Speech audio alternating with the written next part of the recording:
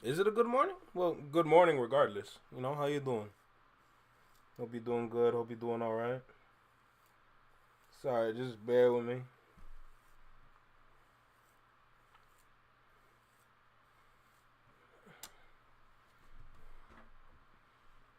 Ugh.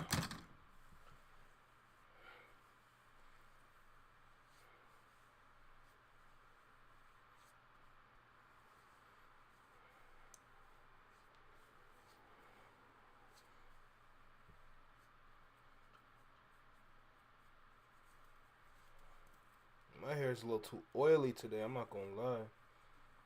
That's good. That's good. Hey, Allison, how you doing? Hope you're doing okay.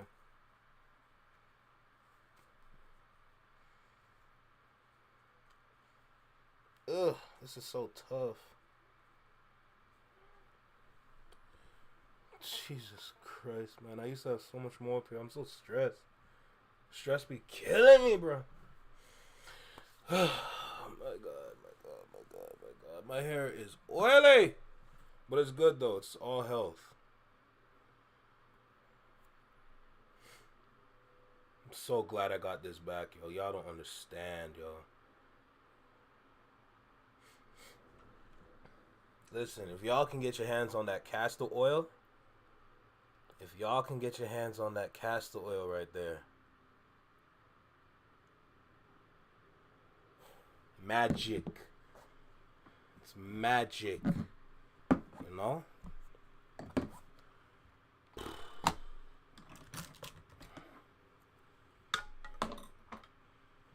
Planting peas, I like that energy. I like that energy. You're planting peas. I like that. That is incredible. Whew. All right. Now I did say yesterday. I don't know if Tiny was here or not, but I did say we were gonna start with Ren. So let's go ahead. Now I don't necessarily like. Here's the thing. I don't want to start the trilogy yet. If that makes sense. I don't want to start the trilogy yet. Because I feel like that's gonna be special. So I feel like I want to do that later. I want to do the trilogy later. Oh God, top five and Kanye West are friends again. That's crazy.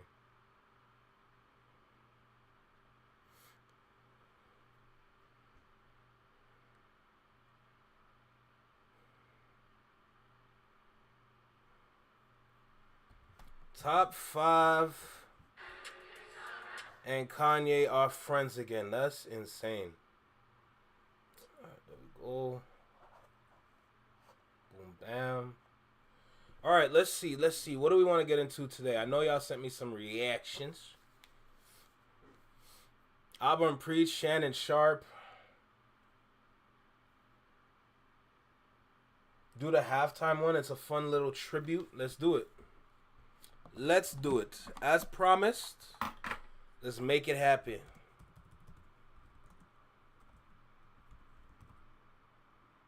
The trilogies are deep. Nas retake.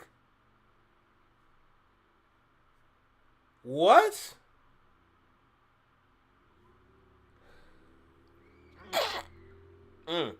Excuse moi. Excuse me, Jesus. So you're talking about this one, right, Tiny? You're talking about this one? Mm. Damn. Spring allergies are coming in, bro.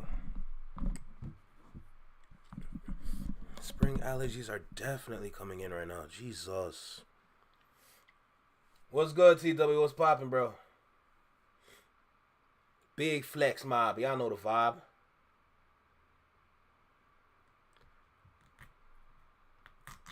Y'all know the vibe. Come on now. Big flex mob. And how the hell did I miss?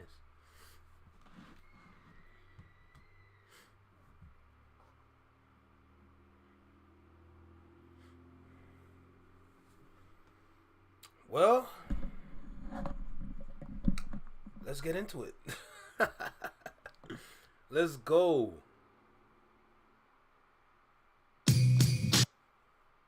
Are you serious? Really? Really? Nas? Is this like a cover? Of all people, Nas, my nigga? Nas?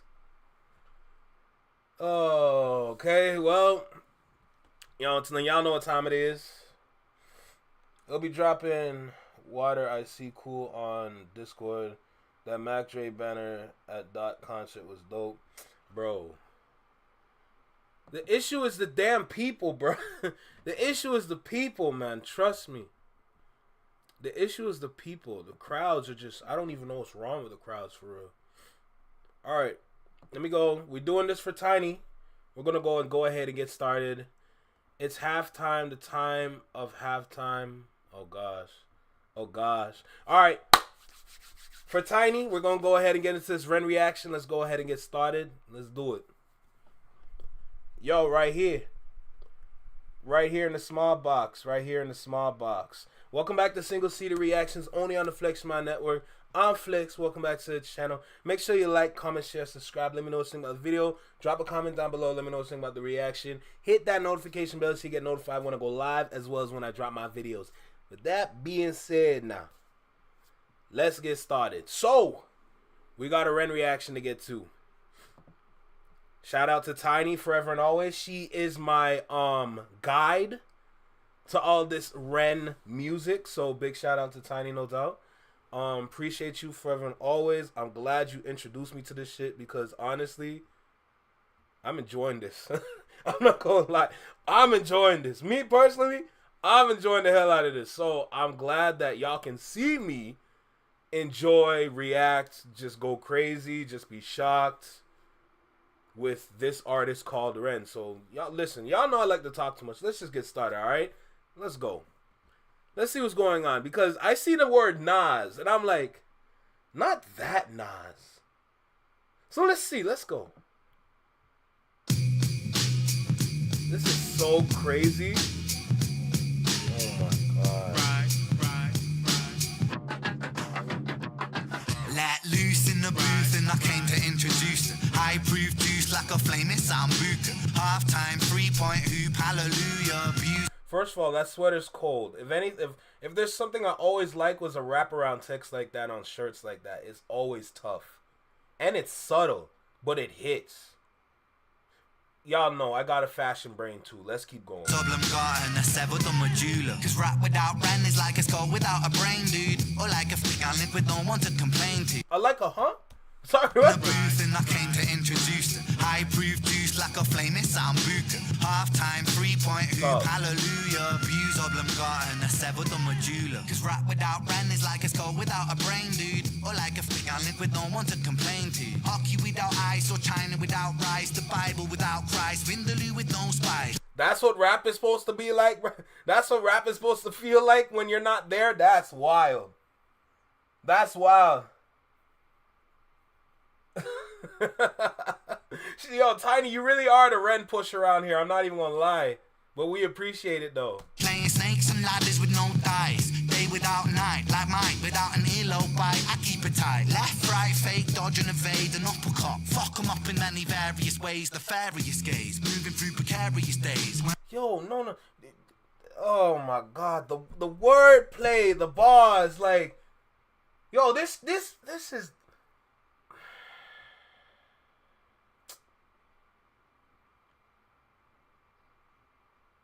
Impressed is not even enough to say. I don't even know.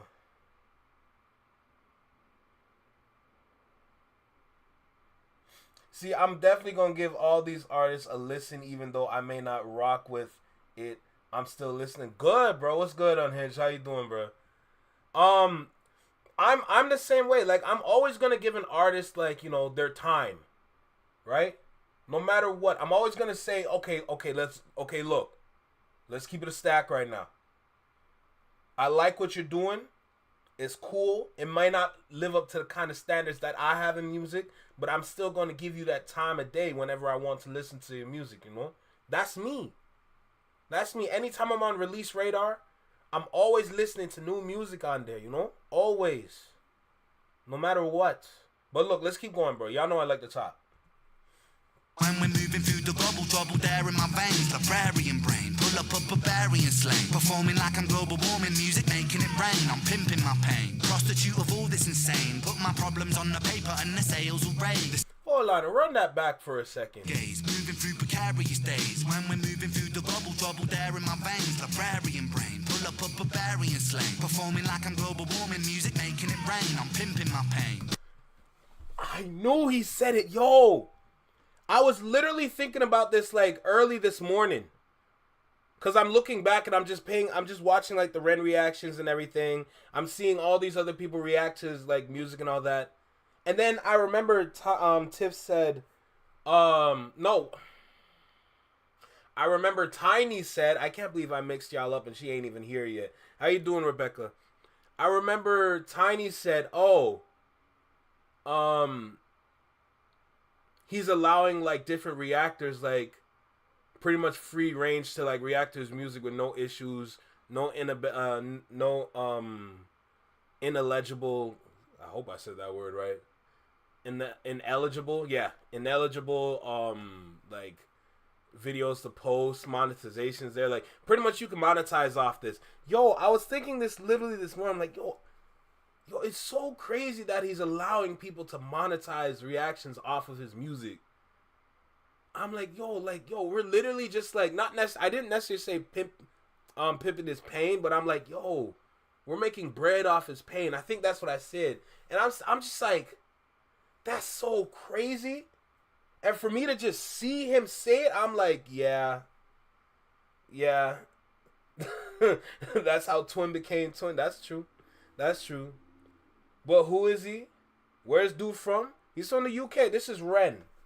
He's an artist called Ren, Rebecca. You heard your... Oh, my God. Yo, Tiff is undefeated, bro. Tiff is undefeated. Let's keep going, though. We're close. We're close to getting finished. Prostitute of all this insane, put my problems on the paper and the sales will raise. The sales will rise, pyro with the patch on his eye, get you hooked up on the music, sailor, I. It's like rats to the music when I'm feeding them pie. That's pie rats, can't relax on the waviest guy. Like yo, rats bring the bubonic flow, move the tectonic place when I step to the show. So cold, I know a couple people don't fuck with it, they can just suck on it, zip it then go. Fast bro, eeny meeny miny mo, I'm shining like a diamond though, I'm pressure. All right, bro. How you doing? What's your name? Sarp? How you doing, Sarp? I hope you're doing all right. Hope you're doing good. Welcome to the FlexMind Network. I've never seen your name before. So welcome to the network. Nah, that eeny meeny miny more bar, I ain't gonna lie, that shit was nasty.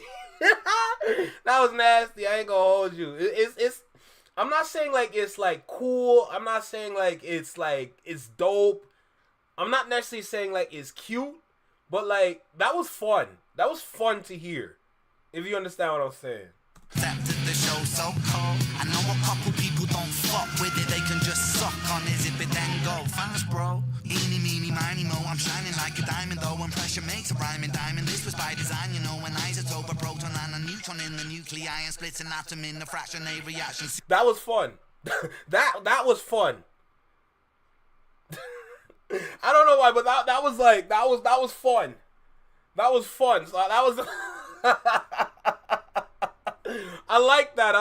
Supersize me and I supersize my order. Fries on the side, I'm a big whopping author. Big Mac, rest in peace, big, rest in peace, Mac, rest in peace, Pat, rest in peace, Pete, rest in peace, rap. We lose all the grace like that. So run that back, brother. Run that back. the iron splits an atom in the fraction A reaction. Supersize me and I supersize my order. Fries on the side, I'm a big whopping author. Big Mac, rest in peace, big, rest in peace, Mac, rest in peace, Pat, rest in peace, Pete, rest in peace, rap.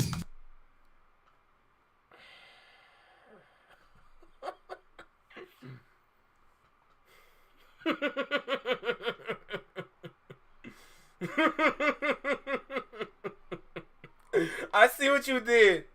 I picked when the rest in peace. I'm like, where are we going? Then you said rest in peace rap. When did this come out? 1 year ago. When exactly though? What day exactly? March 14th. Hold on. When did Hold on. Oh, this bastard, bro. Hold on a second.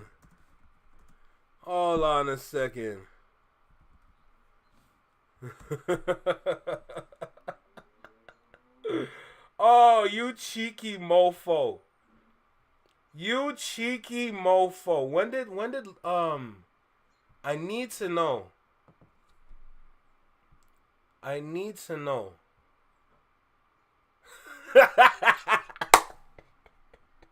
So basically, Ren said this. He said, "Rest in peace, rap." Literally before the beef started last year. I don't know if anybody's pre-ing that, because We Don't Trust You came out March 26th, 2024. That's when We Don't Trust You came out, and then we all got introduced to Like That. But this came out March 14th. Literally like a week and some change before Like That just took off. Literally, for him to... what the fuck? What the fuck? That is so crazy. That is so crazy. Imagine being in Ren's shoes in that moment. You literally say, it's like, and that was like a throwaway bar in a sense. I'm resonating with it more because that beef changed everything. But like, just imagine like he just said that just like that. Rest in peace, rap. At that time it was completely valid to say. He listens to Kendrick. Oh, I understand now. I understand. Nah, that was different. That was different. We lose all the grace like that. So put respect upon their names while they still intact. That's why I rap upon this beat that was deep for Nas. I might never reach the level, I'll salute with bars. I'm coming and bringing the DP, I'm in here singing the bee's knees. What a ridiculous MC, sounds so ridiculous repeat. When I am spitting it properly, bang biology, no one can follow me. What an anomaly, thick shit and quick wit makes girls wet and dick stiff. I'm so tongue in cheek with my tongue in your cheek. I never sleep, cause death is the cousin of sleep. I never rest, cause sleep is the cousin of death. So save your breath. Stop the tape, press pause and eject.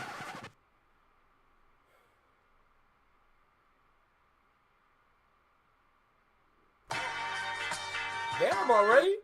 Wait, what's this? Oh, no way. He was talking about the ones we lost though, and how we should give them flowers while they're still here. Nah, but no. Here's the thing, Tiny. I understand that part. But the part that resonated with me when he said, "Rest in peace, rap." That's the part where I'm like, okay.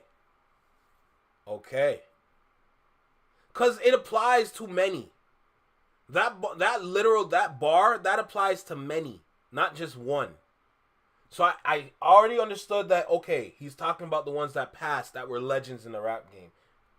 The way that I caught it was like, when did this drop? And it dropped literally just before Like That. So for him to say that, it's completely justified.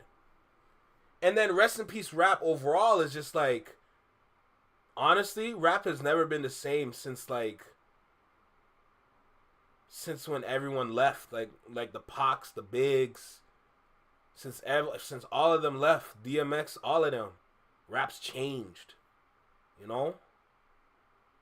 So it's not like a surprise at all, but it's just like, what I caught from it was that, from what I said earlier. So that's what I understood from that bar. Of course, like, the way you interpret everything, it's all subjective, but it's at the same time all linear. It just varies from brain to brain, to be honest. So, but that was dope. And just the little jingle bell in the back, just getting that feel from the 90s, that 90s/80s feel. Or no, not 90s. That's definitely 80s. That old school rap, like, nah, that's tough. That's tough. Rap's been dead for like 10 years. It hasn't been dead for 10 years. It's been 6 feet under, but it hasn't passed on yet. It was about 5 feet under, but it didn't pass on at that moment. It was at a really low point. Rap was at a really low point because everything people considered rap, most of it was pop. So it's hard to differentiate what's actual rap and what's actual pop music, you know? Because a lot of these dudes out here, they're undercover pop stars if we're going to keep it a stack. Like, there really are undercover pop stars, so it's unfortunate, but that's how it be. You get few in general, but mostly rap's been brain dead and stale for a long time. Nothing's original or inspiring, really. Like I said, I get what you're saying. This definitely applies to the more popular crowd. That's not necessarily dead. Like, it was. I know I said about 5-6 feet under, but it hasn't passed yet. That's just how low it's been. That's just been how low it's been, to be honest. I'm not calling it deceased. I'm never calling it deceased until like everybody moves away from rapping, you know? But most of it isn't what I'd consider rap, which is completely valid. Completely valid. I would probably agree with a lot of what you're thinking, to be honest. Cause I'm very critical. I can give grace where grace is needed and where grace is due, but overall it's like, yo, bro, what's going on here? You know, but man, this dude Ren, bro, this guy Ren is different. It's just completely. I'm just like, I'm amazed. I'm just blown. These are all like literally. These are like different reactors that I watch every now and then. That's so crazy. So literally everyone be pulling up to watch this dude, bro. That's wild. That is wild.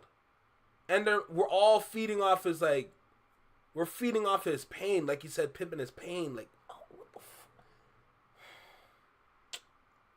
yeah, that hits. Nah, that hits different, bro.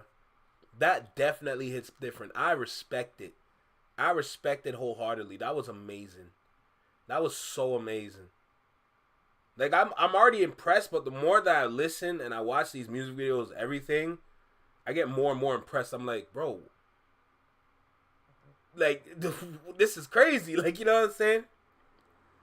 What I like the most about Ren is that he doesn't try to sound like a black USA American. Valid, very true, Tiny. He sounds like himself. And the way that he raps, the way that he sings, everything, like, he's created his identity through music. And now the whole world is receptive of it. And that's amazing. That is completely amazing. Ren's story is wild, absolutely. He just does his thing, being inspired. Yup, absolutely. And I have nothing but respect for it, bro. I have nothing but respect for it. UK England has its own rap style, so at least there's staying in a lane for the most part. Yes, but it's okay to branch out too. Look, either way, I enjoyed what I listened to. I'm glad I listened to it, and I hope to see more. But for now, let's keep going and see what else we can find. I know you're talking about grime. I'm not gonna lie, I love grime. UK grime. Oh my, especially like, not necessarily like the newer acts, but I've ventured down the path of grime and I've found some older acts. Don't you think that they waited too late to try and be both genres when they kept themselves in a box for so long? Are you talking about rap and grime?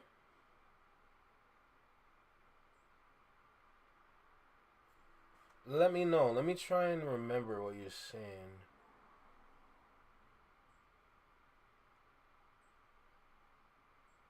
I wonder if you're talking about rap and grime. That's what I'm curious about. Let me know. Actually, this gives me a great opportunity to check out a video that I wanted to watch. New audio of Shannon Sharp leaks. Wait, Shannon Sharp left his job? Nigga, what did you do? Yo, what did Shannon Sharp do?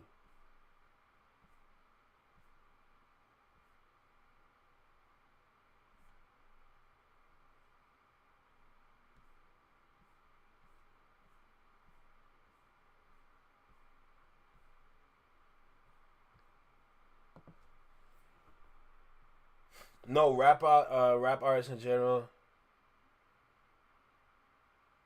You're popping in to say 3 things. What are the 3 things, Anthony?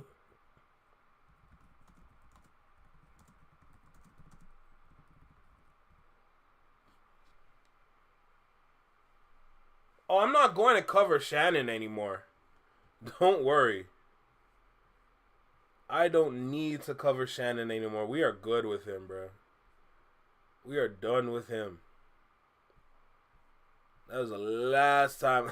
Honestly, yesterday was the last time I'm ever going to talk about it. So don't you worry about that. We are done with that nigga. Please, no more Shannon. I got you. Don't worry. I remember what I said about the bounce pass. Run up the numbers. Don't kill me. I remember what I said about the bounce pass. What about it? I'm going to go ahead and dunk that shit. I remember what I said. It's okay.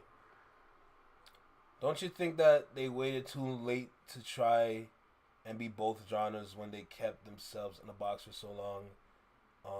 Rap artists in general. Okay. Let me see if I can. Isn't it waited too long to try to be both genres when they kept themselves in the box for so long? They waited too long. They waited too long. They waited too long. Did they wait too long? Did they wait too long? It's not necessarily about waiting in a sense. It's more about because the thing about the consumer base is that history has showed the consumer base is really slow. The consumer base, they're really, really slow.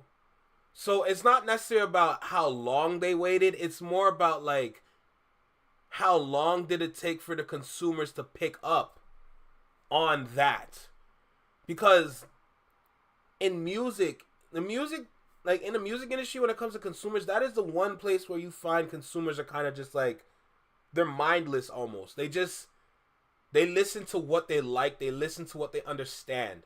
They don't necessarily listen to just like, oh, we're going to say, here's something you can listen to and you should listen to it. A lot of people are not going to listen to it. It's more about how well people can understand these two. And can they put it together? It's not necessarily about telling people, oh yeah, like, nah, we are definitely like a 2-in-1 kind of combination. Your core fan base might get it, but it might take the average consumer longer to kind of understand it. And you got to also remember, the consumer base is also pretty stubborn when they don't get things.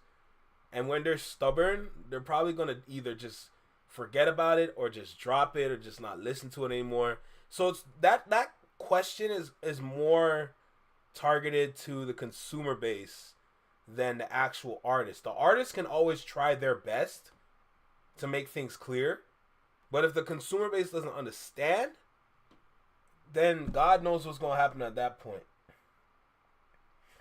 Oh, good God, not this again. Stepping out from ESPN, I believe. No more Shannon. ESP Jam or whatever. Facts. I second Anthony for once. That's hilarious. He just stepped away so he can handle that ish. Facts. You promised Ren, and I used number one on Shannon, so I had to compromise. I'm dead. Alright, had a good stream. Oh, stream fam. Alright, take care, Anthony. He's probably busy, so I'm not worried. Honestly, Tiff, the issue is most artists aren't well-rounded. And honestly, I find they can't do a lot of other things, so they get typecasted and labeled like they not. Oh yeah, that's kind of adjacent to my point too. When you think about it, it's like now they want to do something different instead of gradually work on their craft and just. But that just shows, like, to your point before what you just said, Tiff. That just shows that there's no direction. They have, like, but here's the thing. The industry wants that. The industry doesn't want artists like a Kendrick. The industry wants people they can use. Don't get it twisted. The music that we are listening to today, the vibe, the sound, it's very familiar. A lot of it has an old school, like, kind of sound to it. Whether it's from the 2000s or the 90s. But the nasty part about the artists today is that the reason why they're being pushed into the music industry today is probably because, based on their contracts, they're easy to use. And when you think about it, the industry has had a long time of putting contracts together to kind of seal their artists into their own deals. So they had a lot of practice with the dummies. So they let the idiots go through and sign. And then when they want to come out and do something, they can't because they never realize what they signed. The industry can adjust for that. So now, like, at the front end, it's going to look like beautiful flowers. It's going to look like a lovely bed of roses, like you're in a field of roses or something like that. It's going to look like that. But the way that words are structured, it can be used in very nasty ways to really conceal, to just, like, hold down. It's nasty. It's twisted. These deals, like, you really do need a lawyer beside you. And a lot of artists don't even understand that. You need a lawyer that specializes in music. That's what a lot of them need, but they don't get that part. Because they think, oh, I can read it and understand it for myself. Nah. That's what I'm saying. Like, the reason why the music industry is like this today is because it is filled with individuals that just want to be famous and have good music out there. They don't want to make an impact. It's not impactful anymore. That's the twisted part. So,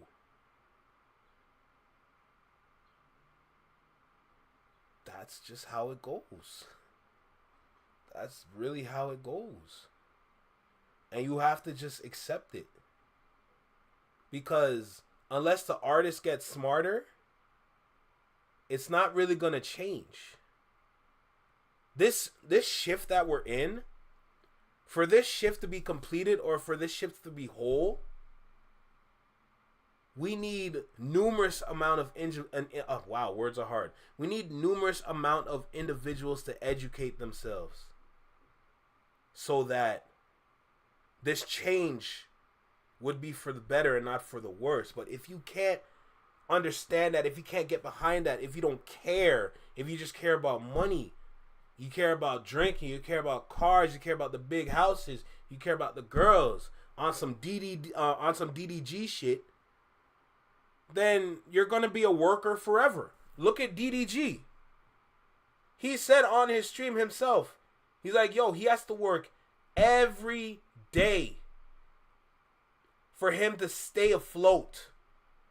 He has to stream every day. He has to work every day. He has to drop videos every day for him to stay afloat because of his bad spending habits.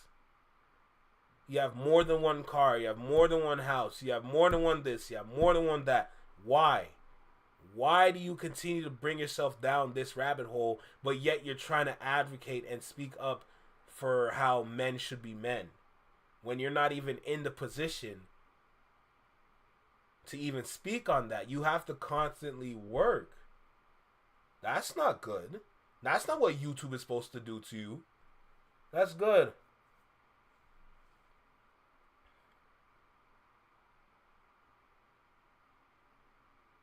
Hold on.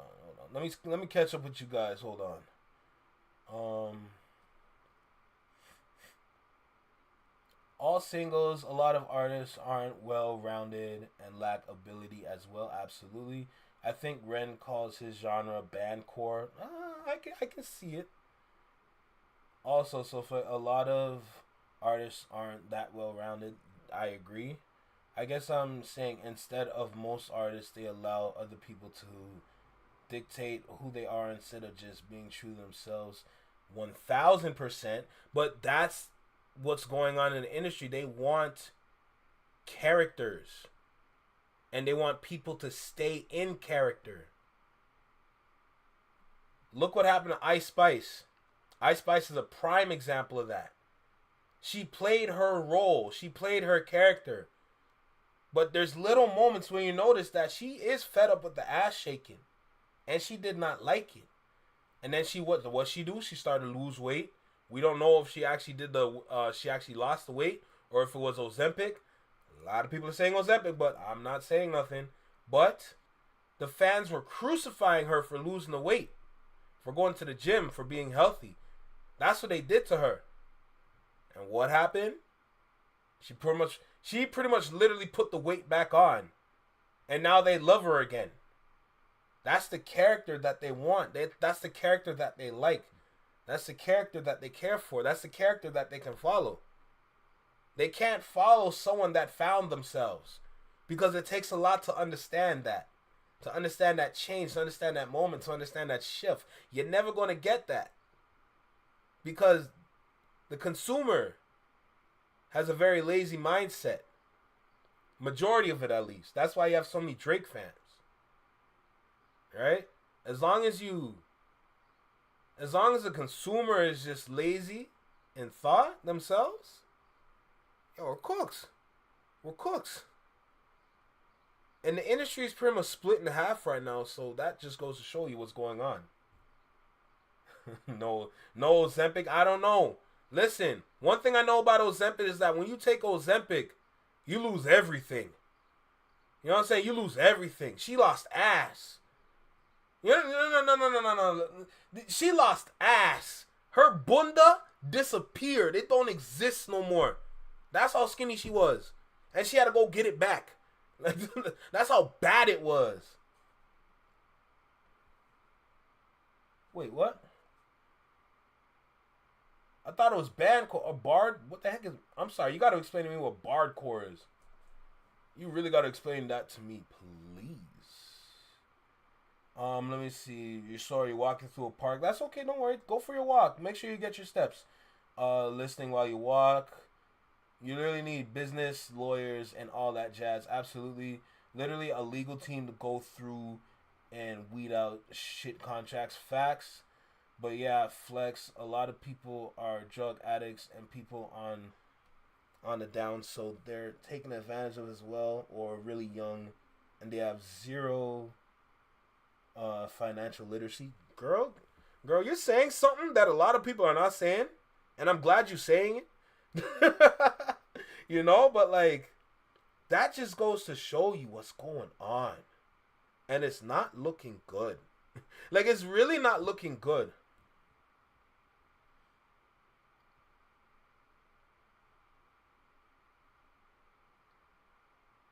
You were put on Ozempic.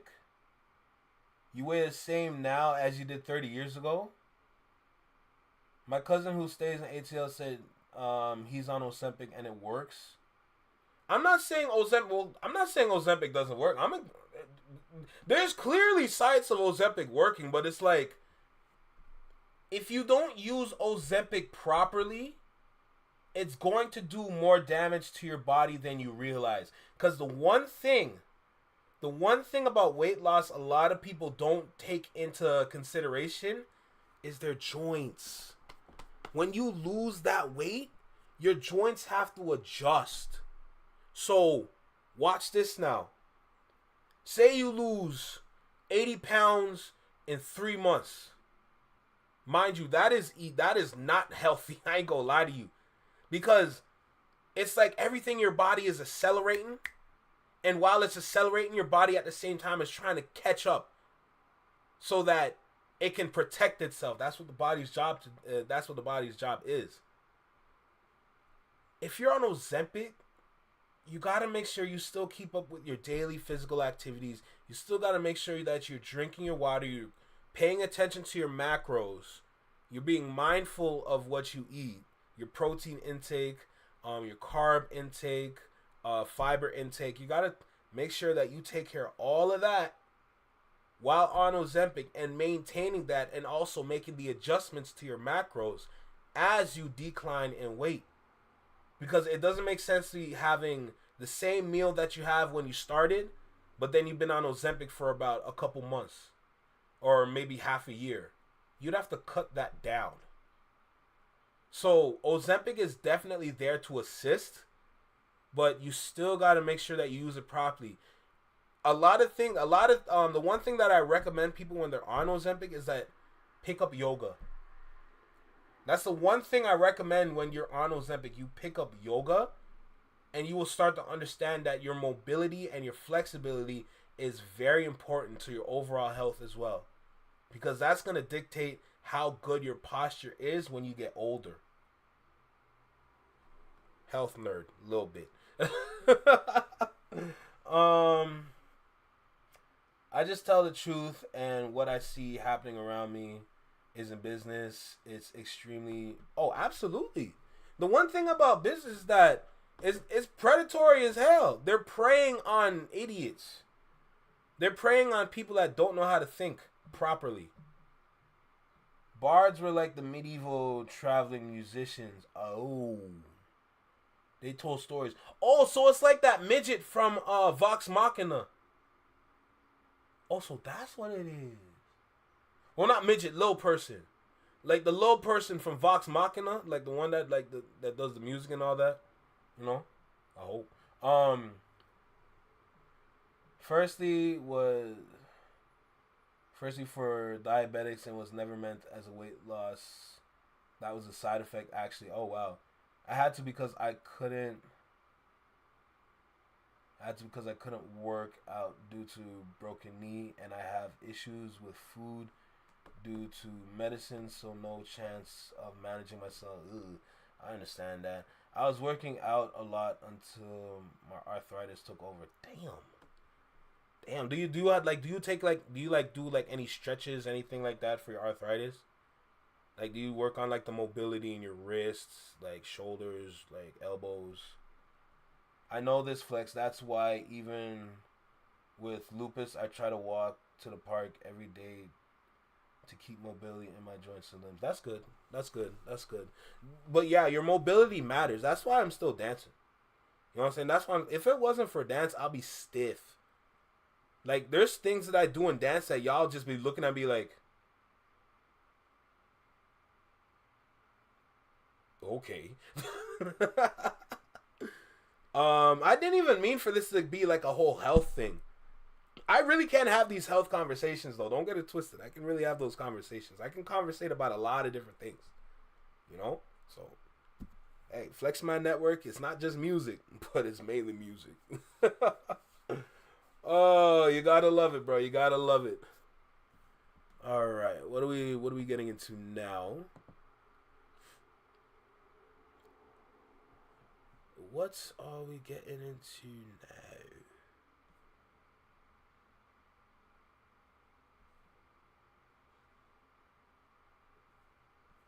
What are we getting into now?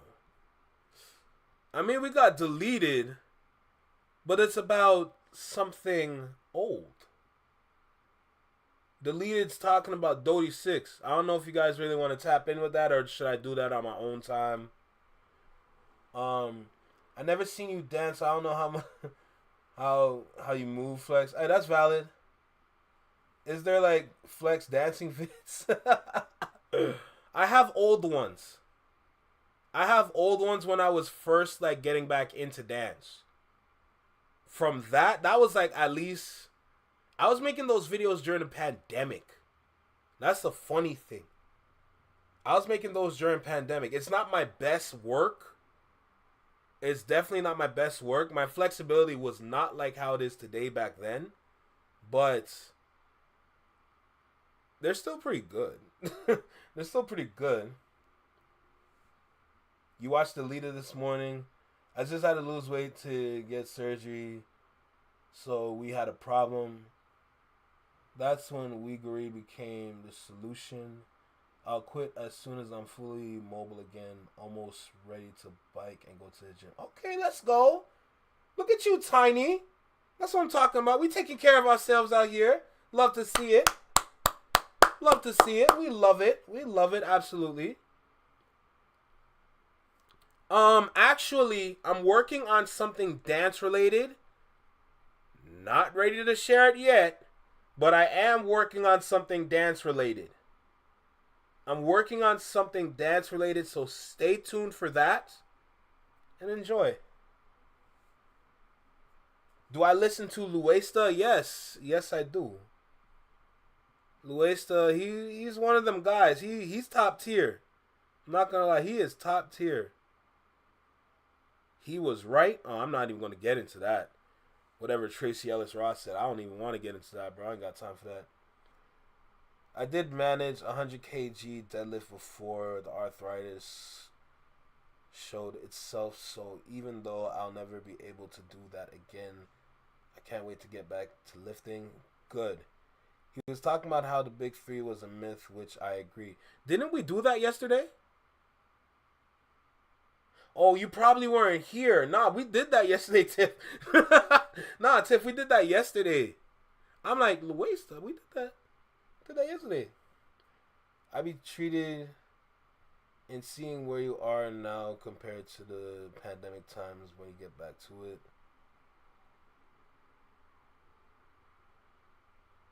I mean, I could show you.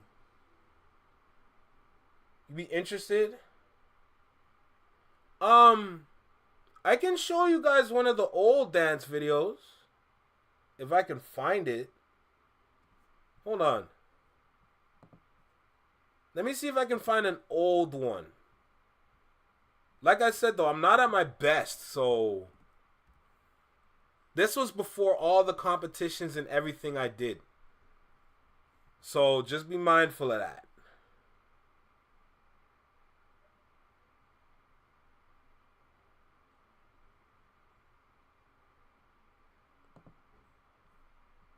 Let me see, hold on. Let me see if I can find one. This is pretty old, though. I'm not going to lie.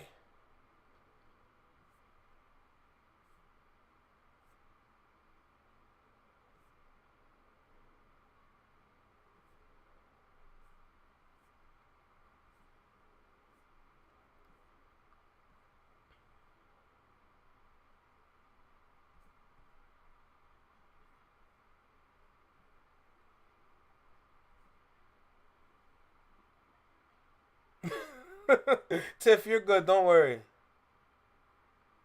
Oh,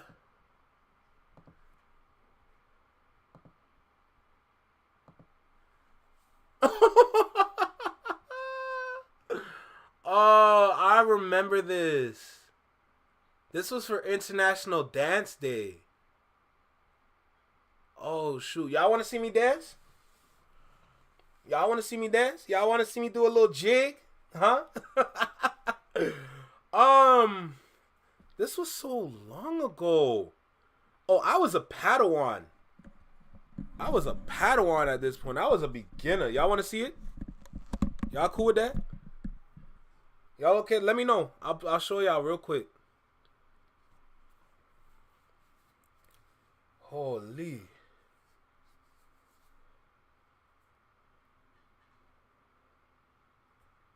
Since that's something I love to do, nah, you right. You right.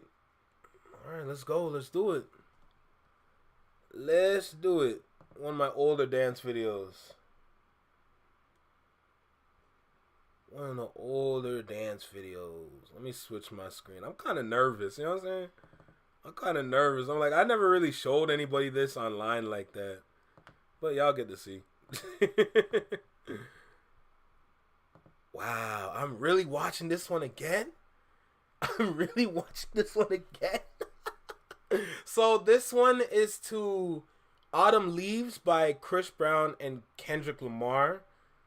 I don't think the video was too long, but that's when like I kind of made the announcement like, okay, look, I stepped away because of these kind of issues.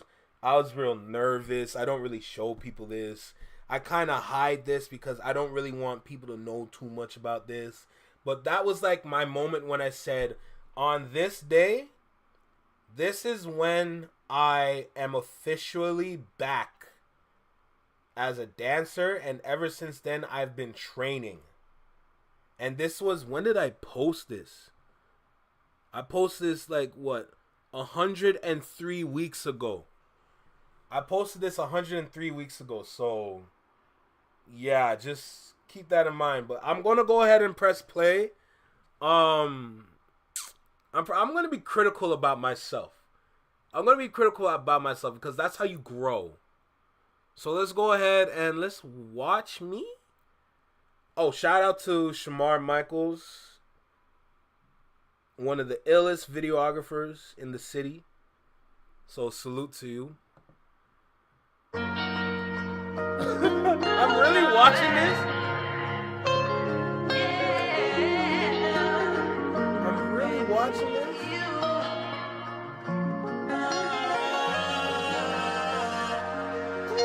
Circle glide. The Tims were killing me though, I'm not gonna lie.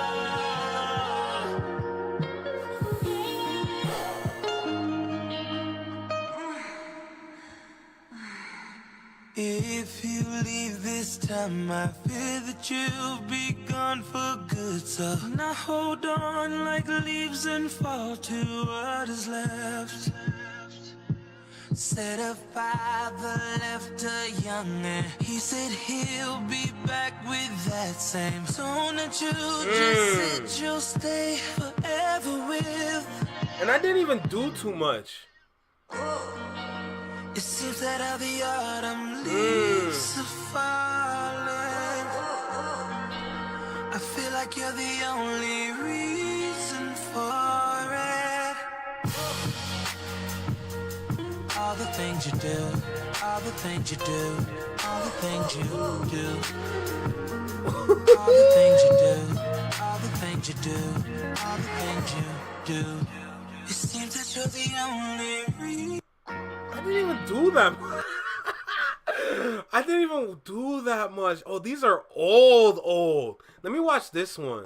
On the night I was born, the rain was pouring, God was crying, lightning struck, power outage, sparks was flying, the real one's here, the young boy that walked with lions around the outlines of chalk where the corpse is lying. Of course I'm trying to revive a sport that's dying, but the guns and the drug bars that y'all are lying. Got these nerves thinking that you niggas hard as iron, but that just mean I ain't as comfortable as y'all with lying. Stretching the truth, no I never stress in the booth. They feel the pressure, me I feel like I just left them a Zeus. Effortless, how I'm skating on these records is proof. I put your favorite rapper neck in a noose, never letting them loose. Cold world, the heat of blast of your spirit. No way. That is so old. That is so old. Oh, that's literally... That video was literally before everything. Cause in that moment, I didn't really have like a proper dance style. Like, of course, what I was doing was hip hop. And I mixed it in with tutting and everything.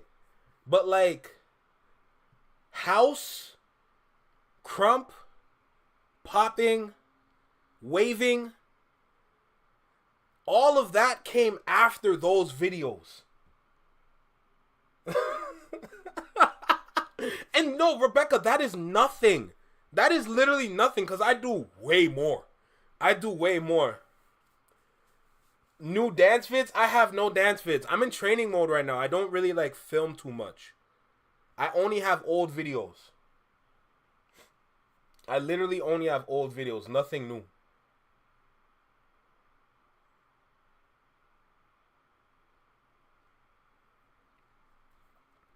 Oh my goodness. That is so crazy.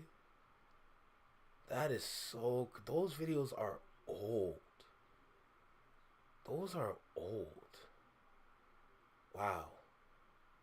Like, I had plans to do, like, I wanted to do, like, a silhouette video.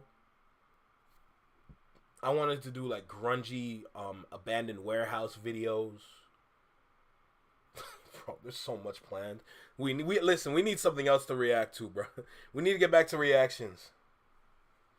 Right now, so... What else we got? I know some people sent me some reactions. I heard DeMar DeRozan beat up somebody. Had me laughing. Hey, my dog is on YouTube again. Let me go ahead and check him out real quick. Money on money, these millions you dig. I'm spending this shit on my bitch and my kids. I'm sending the bitch, not the beans. Motherfucker pink slip, nigga, no rent. Don't want you gonna do nothing if I gotta be the one tell you to spin. These fuck niggas telling for nothing and I gotta be the one calling them friends. Drop top Rolls Royce, I don't know the kind, I don't know the name of it. Fuck this little bitch last night and this morning, but I don't know the name of it. Oh, that song is tough. I listened to that earlier. Know nothing about them and this fuck this fame of. We want the same mud, not the green, my nigga, the same mud. Mommy, you a thigh. I don't want shots. Brother, you a rat. Twin, you a pet.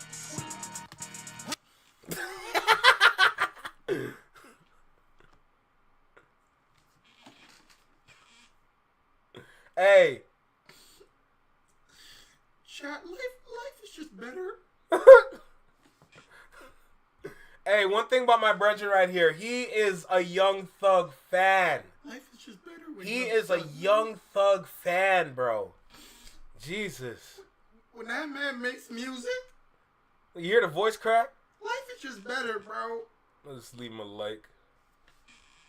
Nah, I'm just so happy he's free. Y'all really don't understand how happy I am that the man is free, bro. Nah, like, I'm legit about to cry, man. Like, this nigga's actually free. Oh, He's shit. actually free and he making music. He making music, chat. That boy making music. Life is good, bro.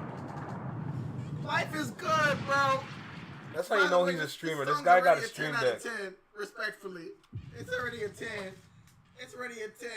Hey, Randy, what's good, bro? What's poppin', my guy? What's good, brother? What's good? Fuck. Run through sex. Hey, Louis V. Slacks. Hermes Trench. Swim pool heated. Yeah, she ain't tryna eat it. She ain't tryna what? Shawty, you can beat it. Drink 2 liters, ride a 2-seater, ride with an eater. Calling me Poppy, I'm calling her mommy, ex-senorita. I ain't been cocky, but I've been putting on essence people.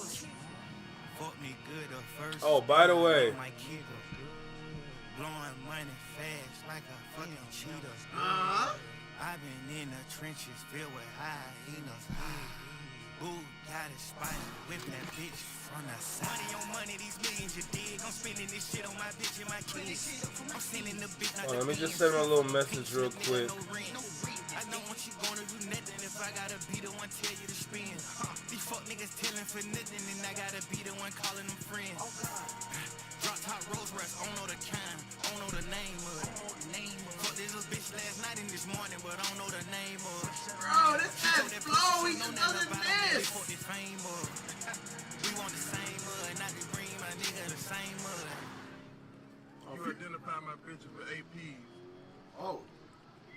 She ain't got an AP, she is not mine. You cold. Hold up, what you saying? Salute my guy, we live too. We finna get back to these reactions. Hey, appreciate you joining Flex Your Mind Network. Appreciate Randy. Hey, that nigga's a real one, bro. Chat, there's just some people that when you make it in life, bro, there's just people that you gotta take with you, bro. There's just and you gotta keep these people around your circle respectfully, bro. Like, I'm God, bro. There's just niggas that you gotta. Oh, by the way, the music killer monetization on YouTube. Excuse me, what? What? I ain't get paid. Nope.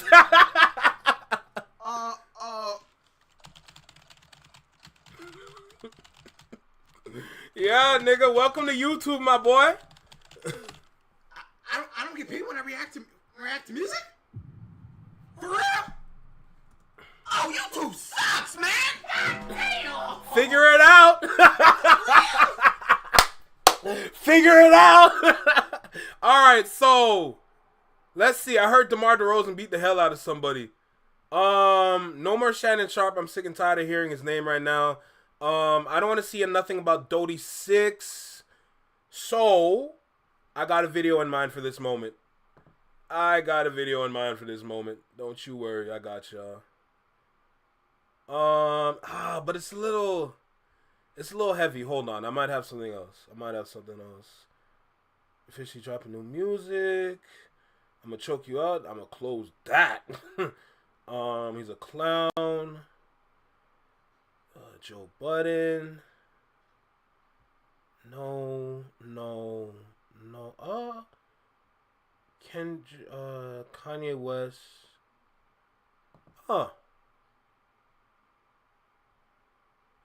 This is good. This one is going to be good. Alright, so let's go ahead and get into this bad boy right here. Salute to my guy Mookie Moods, though, bro. He doing his thing. But, brother, welcome to YouTube, bro. If you're seeing this, welcome to YouTube, my guy. You got to navigate this. It's tough. YouTube is tough to navigate, but you're going to figure it out. And once you understand the process on YouTube, you're going to be good. But salute, King. So we're going to go ahead and check out this video here right now. I think this would be a good video because we're diving more into the conversation of culture and what would happen to it. Because based on the title itself, do you see black culture is on the line? Absolutely. All this Kanye and Drake news and Kanye and Drake against Kendrick, like the battle to hold down the culture is very clear. So I'm pretty sure Ray Daniels is going to have a good convo with this one. So let's go ahead. Let's check it out. Let's go ahead and get this started. We got another reaction for today. Another reaction by Ray Daniels. Big salute. Industry giant. If there's someone they should add to Culture United, it's Ray Daniels. Absolutely. If there's somebody that deserves a spot there to kind of see and navigate what's going on with YouTube, because he's strictly in industry. He's strictly industry. He doesn't really know about YouTube. He's new to YouTube. So, Culture United would definitely would have a lovely seat for him. So they can really have some good conversations. Seeing DJ Head, seeing Ray Daniels, seeing Rob Markman. Lord have mercy, his names are hard sometimes. Seeing Read My Soul there. Like individuals like that, along with Curtis King, Wayno, and of course Justin Hunt himself, that would be a superior panel. So hopefully he would have his seat there one day. If not, that's cool too. But he's definitely a voice for people to listen to, especially artists. So let's go ahead. Let's get started. Y'all know what time it is. It's intro time. Let's get into it. All right, let's go. Yo, right here in the small box. Welcome back to Single Seater Reactions, only on the Flex Mind Network. I'm Flex. Welcome back to the channel. Welcome. Big salute to everybody. Thank you for stopping by. We're gonna go ahead. We're gonna get into this Ray Daniels video here, titled Kanye West, Drake, Kendrick Lamar. Do you see that black culture is on the line? I do. Not everyone does, though. Not everyone understands. Everyone thinks this is a moment. everyone thinks this is like a holiday in a sense, with everything that's happening behind this beef. It's like one great big holiday in music. You know what I'm saying? Some might see it like that, some might not. Either way, we're going to dive into this video. Make sure you like, comment, share, subscribe. Let me know what you think about the video. Drop a comment down below. Let me know what you think about the reaction. Big salute, big salute. Big shout out to my future subscribers. Big shout out to the current subscribers. Big shout out to the live chat up above me right here. Make sure you hit that notification bell so you get notified about when I drop my videos, as well as go live. And with that being said, let's not waste no more time. Let's go ahead. Let's get started. Let's see what he has to say, because I would love to know. Let's go. We have, and black culture is on the line right now. And my thing is that the only way what always brought us out was those Negro spirituals. Wade in the water, wade, like those spiritual, like, and right now we need some Negro spiritual energy, not celebration because we rich as fuck. I see what you're saying, but I wouldn't necessarily say that it's a Negro spiritual. I got this term from Charlemagne the God from the Breakfast Club. Not Negro spiritual, but hood spirituals. That hood mentality spiritual. The deep thought process kind of spirituals where you just like, not deep thought process, but like, I think hood spiritual is like the perfect way to describe it. It's just something for the moment, something that's strictly for the culture, and something that we can just enjoy, like sit back, you know, dance at a barbecue any kind of way. But the kind of music that we're getting right now has been lost for a while. It's nothing but club music over and over and over. Everyone's making music for the club. Everyone's making music for a party. Everyone's making music for a rave. Everyone's making music for festivals. Everyone's making music for concerts, however you want to put it. They're making music for everything else but the culture. You know? And that's not saying that it's a bad thing, not saying it's a good thing, but what I'm saying is that we need balance. And the balance is shifted the wrong way for a long time. So now we're at a point where it's like, how do we correct, or how do we solve for X? How do we maintain? Because at one point it was leaning to the right so long that we could have lost hip hop because of how bad it was doing in terms of revenue. That's not good. That's not good. We had 50 years of hip hop and nothing to show for it. We have many changes within the industry. There's some things that changed around, shifted some aspects, new things that were brought in, but nothing substantial. There was nothing, 50 years of hip hop and there was nothing substantial. That's an issue. I'm always going to pose the question, how are we going to solve for X? Rebecca, don't even worry too much about understanding the hype behind Young Thug. Young Thug is just he's just an artist that's literally for the younger generation. Sometimes you have generational talent. Sometimes you have era talent. But sometimes you have career talent. And career talent is they've been dominating all their career, regardless of how you want to see it. A career talent is Kendrick. A career talent is, unfortunately, Drake. We know the truth behind him now, but he is a career talent. That's why I said with the beef, it was Kendrick against Drake based on their own careers. It was a career versus career situation. Whoever represented their career better is going to be the winner. And that's literally what we're seeing today. Kanye West, you can technically put him there as a career talent. You know, y'all already hear me talk about him all the time. Chris Brown is a career talent. He don't miss. And that's scary. You know, Beyonce is a career talent. Who else?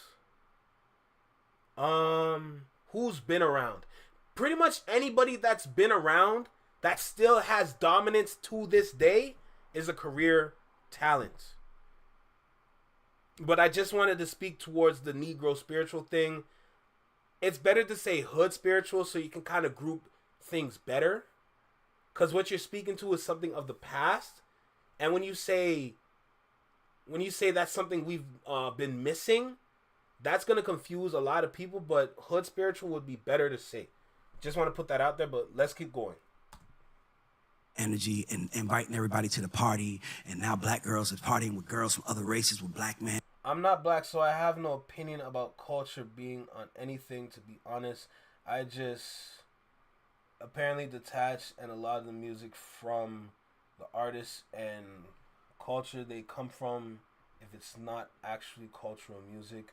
So here's the thing, based on what you're saying, it's not necessary. Chris has missed a lot in the latter of his career. We gonna have that conversation, Ace. First of all, big salute to you. Thank you for stopping by. But we gonna have that conversation.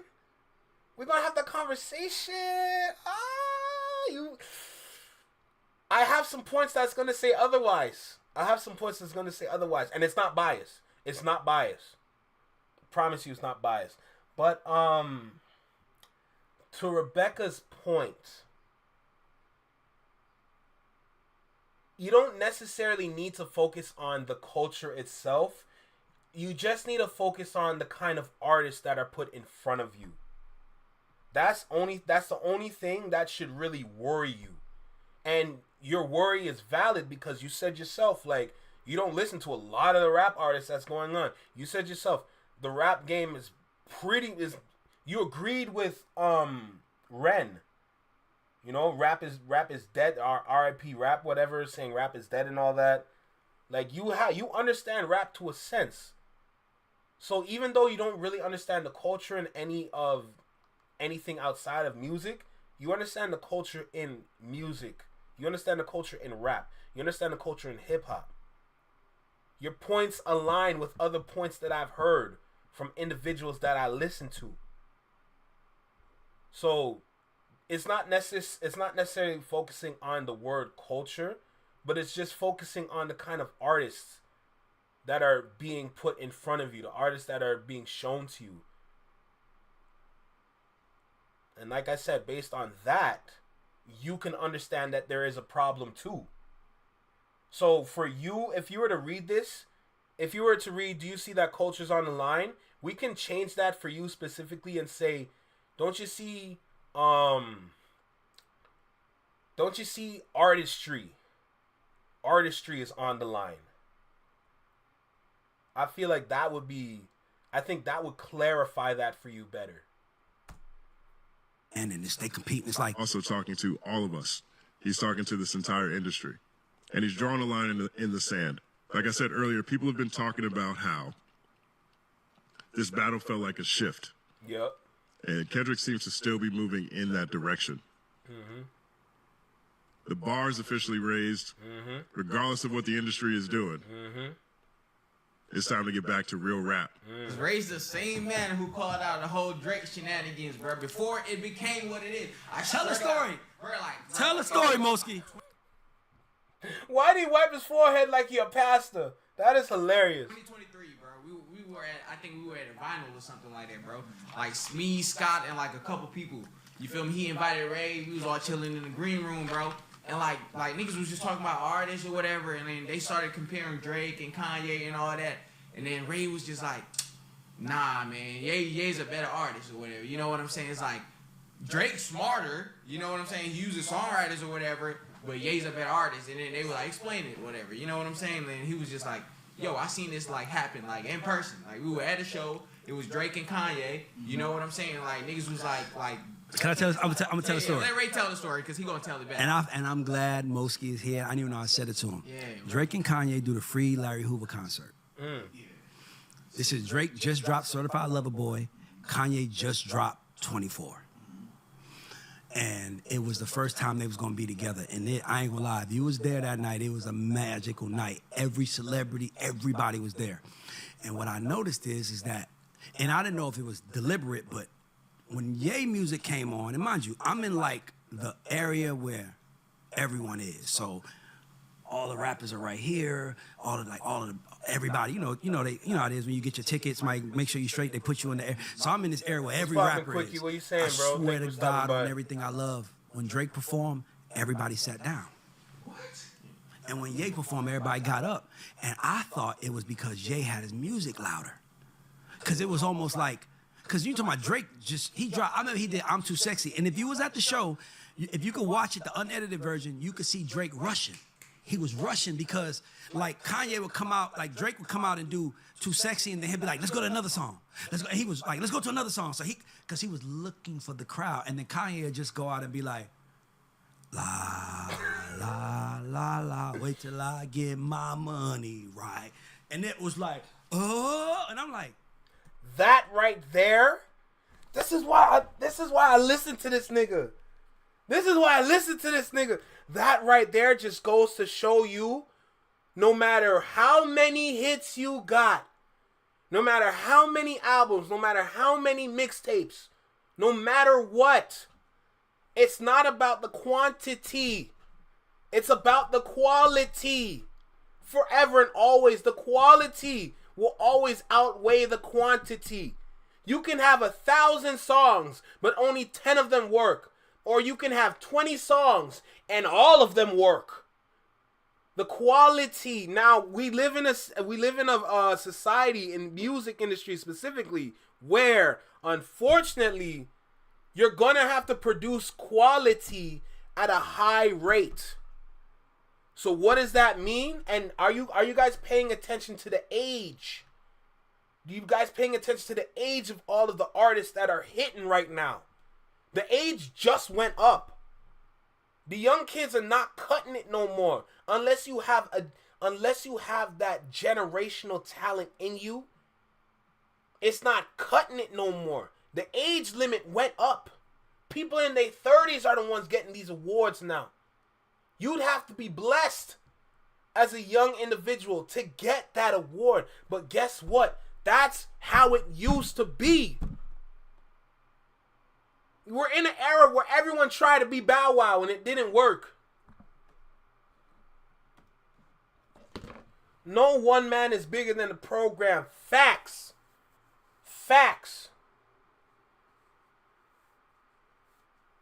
Jeez, bro. Big salute. Exactly, Ace. Exactly. Let's see what Unhinged said. Real rap and hip hop used to be about something.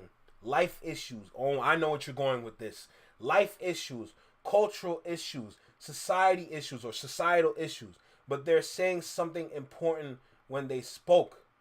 It's definitely shifted and hopefully coming back. I hope so too. But based on, even for female rappers today, they're rapping with something now. They're not rapping with just a body no more. That body talk has been tired. Y'all ever see those memes? And anytime a female rapper would talk about their coochie in any kind of way, you see niggas just taking their headphones off being frustrated. The women are listening. Well, some at least. They still want the sexy talking music. That's cool for your consumption because there's a lot of simps out there. But eventually, all these simps are going to grow up. They're only trying to maximize on multiplying simps, which is why they continue to push that kind of music. I don't like Sexy Red because the Sexy Red music that I'm seeing, a lot of individuals are turning into that kind of simp that we don't need. We don't need that kind of energy. That's not a good look. Either way you look at it. Male or female, it's not a good look both ways. But that's what they want to see now because that's what generates money. This is a money game. You're just capitalizing on creativity for profit. It's a wicked world in the music industry. And until we understand that, bro, we're gonna succumb to some nonsense. And that's what we've been doing. Bro, the man said himself Drake was trying to rush through his tracks to kind of find a track that hits. And meanwhile, Kanye come up and just, nah, nah, nah, nah, wait till I get my money right. Bro, it's easy when you got it. Drake don't got it.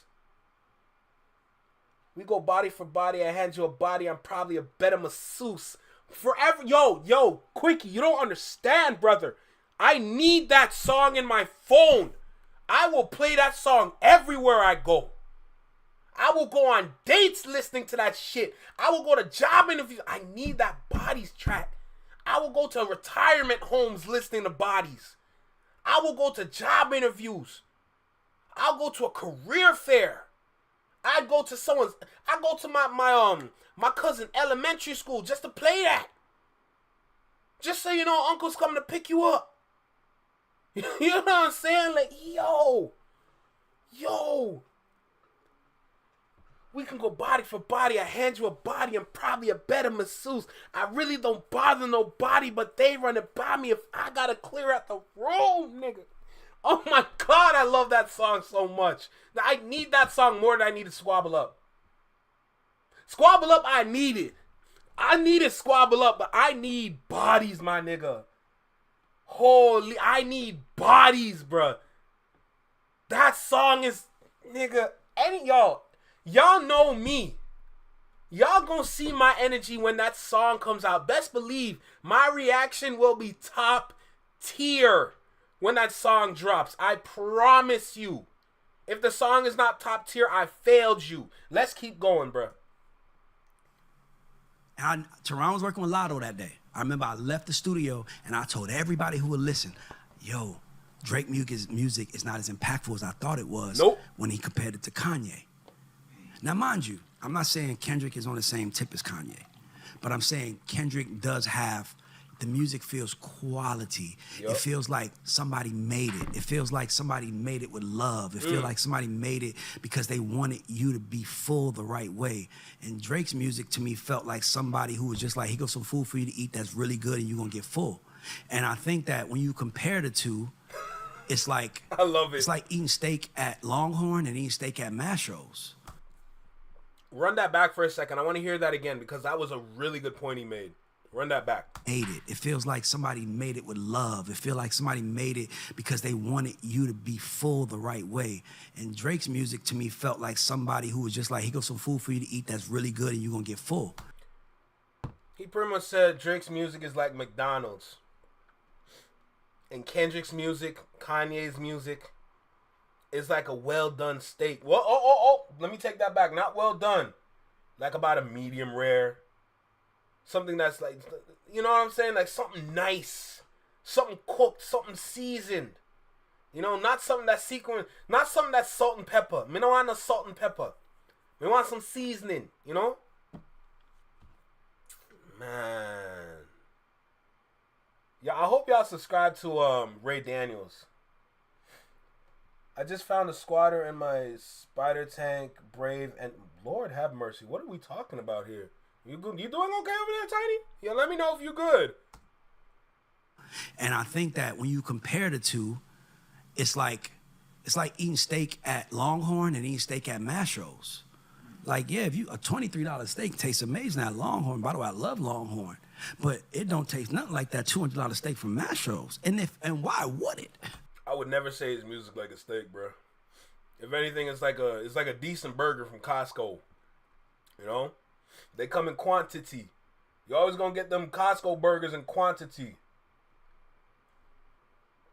I saw that jalopy video. We're gonna react to that in a second. Let's finish this one though.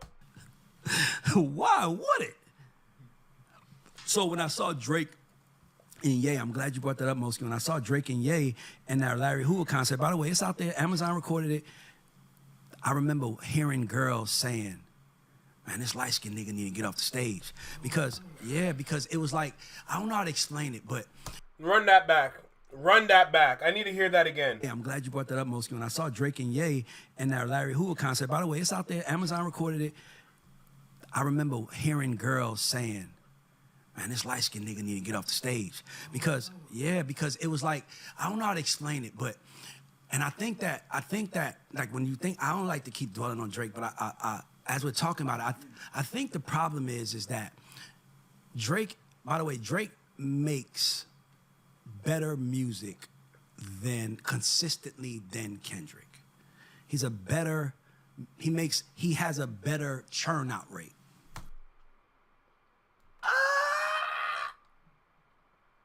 I'll give you that. I'll give you that because over the years, I'm there with you because over the years, I wouldn't say he refined himself, but as they understand how to market, how to push, and how to capture the consumer, it made it easier to make the kind of music to feed them for the day. So I'm right there with you. I just had to process it and be honest, but I agree. It's just the process. The process made it so. The process of how they marketed and how they created Drake and how they pushed him is the reason why it made it easier to drop those kind of songs. So I agree. I was going to disagree, but I agree. What's poppin', Paul? How you doing?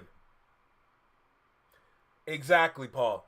Exactly. I was right there, but I'm like, I understand because when you think about it, as you get used to the system that you're trying to work, it makes it easier to produce that quality. Not saying top tier quality or better quality, but you make it easier to produce that kind of quality. That's what I'm agreeing with. Microwave music, basically, yes, exactly. Kendrick makes quality. So like boutique style. yeah, so I give you an example, right? Like I want to hear that again. I think he said like boutique style. And I don't know if you guys were there when I talk about the industry boutiques. But I'll explain if I hear that again. Great. Kendrick makes quality. So that nigga in the background's like, he just had an epiphany. Like, bro, you're a grown man and you're just having an epiphany about the quality of music? Oh, you going outside, my boy. Kendrick makes quality. So like boutique style. yeah, so I give you an example, right? Yeah, boutique style. I watched an interview with L.A. Reid on R&B Money podcast. They were talking about the boutique labels. Basically, boutique labels are just labels that are by us. And in that interview, they were talking about how back in the day when we had the boutique labels, especially this was prominent in the 2000s, it was easier to push a Nelly. It was easier to push a Ja Rule. It was easier to push a Jay-Z. It was easier to push a DMX. It was easier to push like a Snoop Dogg, all at the same time. Because all these different labels had black people working there in prominent positions. Which is the reason why those artists had the opportunity to compete with each other with no real animosity. No real issues at all. But they shift the game now. They said the music y'all are making, the music y'all are producing, or the people y'all are finding, it's not working anymore. And they said, we can take over these positions and start to market artists that we believe would work with the industry or work with the consumer, sorry. But that was a trick. That was a trick because they used the word marketing.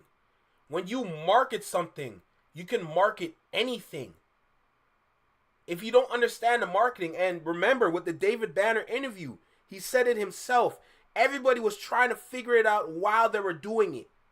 So they were trying to figure out the music industry game while making the music, while making the hits. Not gonna lie, that is incredible. That is absolutely incredible. I remember that David Banner interview. I will never forget that. It's ingrained in my head. I'm going to watch it over and over and over until I have certain parts memorized. But he said it himself. They were trying to figure it out while they work it. And because they never fully understand it, when they see, oh, we can just push certain art, we can push your artist, we can make your artist work, you can make your artist work, we can make any artist work. That was the trick. That was the trick because they never understood marketing back then. They never understood it. So now that everyone stepped to the side and they took over, and now they're marketing the artist they think is working, everyone's sitting back like, how'd you do that?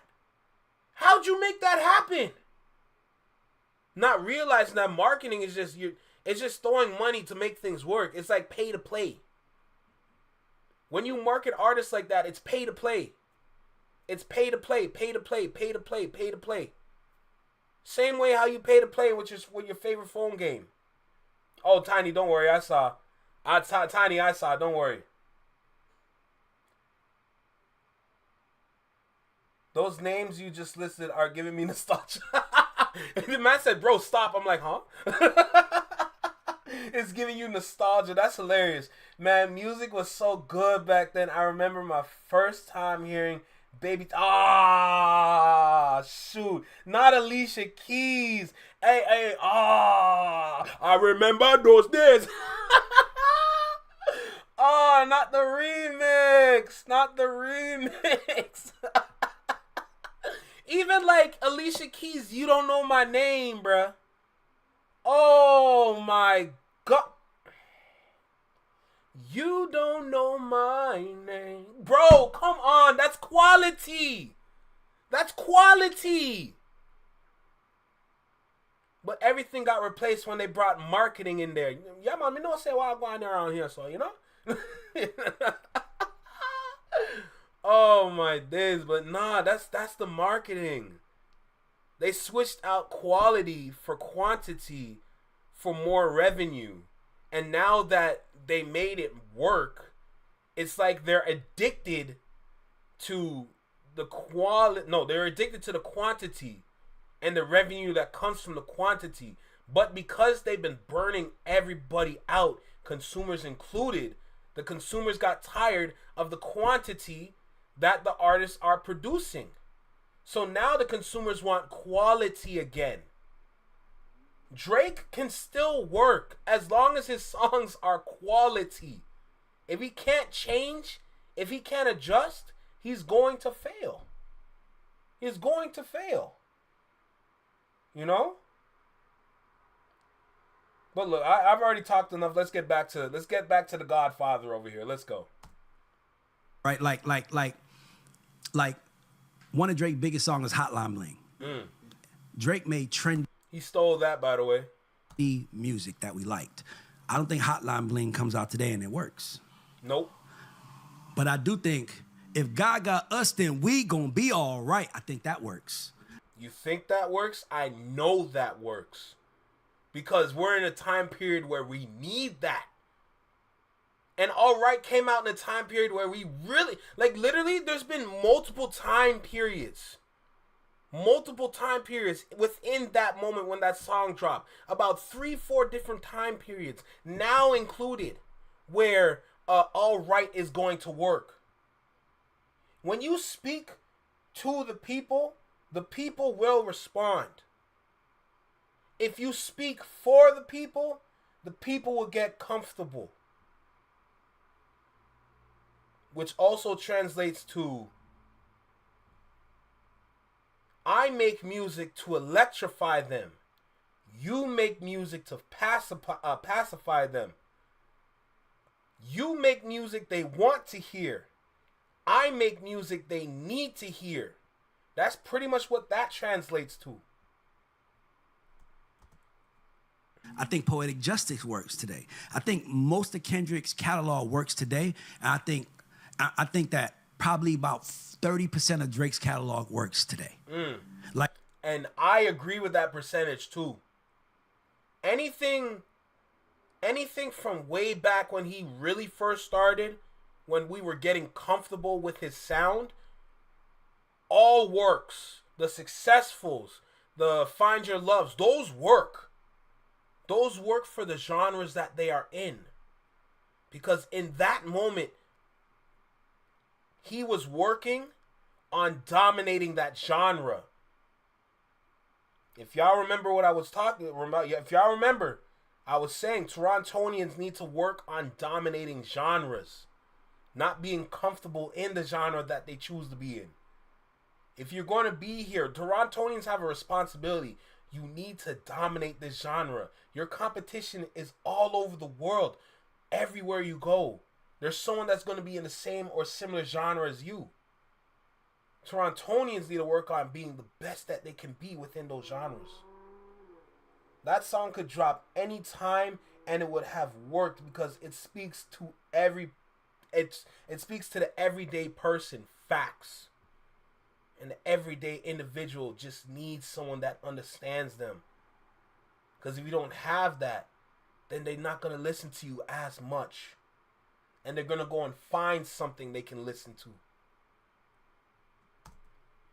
Like, if he dropped Nice for What? Nigga, everybody get your roll on. Nigga, that is Drake's, to me, his greatest hit that anybody could have did. If Fab had that record, if Jay-Z had that record, But you just admitted that song itself, if anybody can hop on that song, that just goes to show you that's not truly his song. A song where literally a Jadakiss, a Fabulous, a Cameron. You know what I'm saying? The only reason why is because his voice specifically helps. It amplifies. The voice amplifies it. You know? The certain ad-libs and everything, it amplifies the song. But the song at its core, Nice for What? Yeah, nah. if Ye had that record Yep. with Lauryn Hill, don't never me that. Like, what? Yep. That record would work for anybody. That's timeless. Started from the bottom, timeless. No. Started from the bottom, don't fly today. I disagree. But you know what makes it timeless, guys?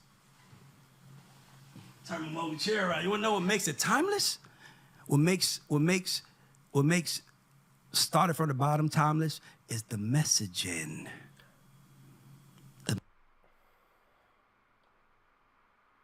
The song is timeless. But the person rapping it does not make it Big brain. The song, the details, the message within the song is timeless. But the person rapping the song takes away the timelessness from it. If you separate the artist from the song and just look at the song itself, that's what makes it timeless. That's what makes it a record. That's what makes it popular. That's what made it resonate with the people. But what took the people away from it was dude himself. Started from the bottom. You have to play that in the club. You would have to play that in the club. You can't play that anywhere anymore. The messaging. It's people at the bottom right now that's starting out. It's people that started out the bottom 3 years ago that's still trying.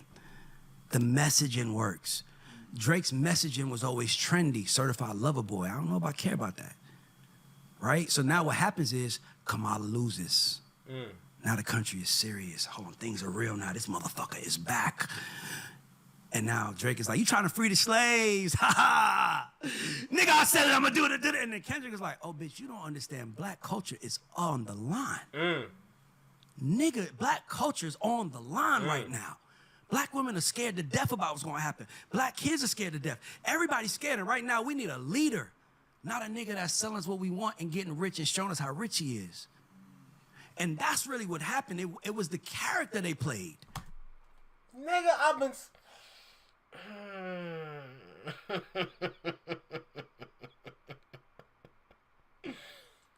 I've been speaking about this pretty much since I started really going heavy with reactions. When we talked about Drake. The character. It's always the character. It was always the character. No matter what. And the fact that the same person that I'm learning from is saying the same thing that I've been saying just shows how on track I am. I am so on track right now. I need to hear that again. They scared, and right now we need a leader, not a nigga that's selling us what we want and getting rich and showing us how rich he is. And that's really what happened. It was the character they played. So, by the way, there's gonna be a time when niggas gonna be so tired of getting preached to, they gonna want a Drake type nigga. And that's valid. But that's why I talk about balance. With all the Kendricks, with all the people that are conscious, we need individuals that, you know what? We need some hood shit. We need some gang shit. We need some, we need some extra. We need something. We need balance. What he's speaking to is the imbalance. The same way how it tipped one way, it can tip all the way back on the other side again. And keep teeter-tottering back and forth. But the balance is what maintains the culture. All this teeter-tottering, the only reason why they teeter-totter like that is simply because they're profiting off of the negativity. The industry is profiting off the negativity, and they will continue to profit off the negativity until it burns out again. And then they got to make a flip. Since everyone doesn't really like this negativity anymore, we might as well promote some positive stuff. But if we overpopulate them with too much positivity, they're going to want some negativity again. It's an endless teeter-tottering back and forth like merry-go-round kind of situation. And it's the people are tired. The people are tired. We just want good music. Good music, period. There's a reason why I can listen to a Kendrick, but at the same time, I can double back and listen to a Key Glock. There's a reason why I put Key Glock as my favorite rapper. Not because he's a lyricist or anything, but it's that he can bring you back down to earth. You need balance. Everybody needs balance. That's me. I listen to all this good, hopeful, proper music. Sometimes I just need to hear about a nigga getting money, and that's Key Glock. Key Glock is a hustler, just like Young Dolph, R.I.P. You know? He talks to the traditional things when it comes to getting money, clubbing, women, and etc. Sometimes you need to hear that. Not saying it's for everybody. I'm not saying everybody needs to hear it. Because music is subjective. Whatever your balance is what you want, is what you would listen to. That's your balance. My balance is that. So I just want to make that clear. I'm out for a bit. I might be back later. If I'm not back, enjoy your evening, everybody. Listen, Tiny, take care. Thank you for stopping by. I appreciate you. I'll probably see you Sunday 4 p.m. Yeah, thank you for stopping by.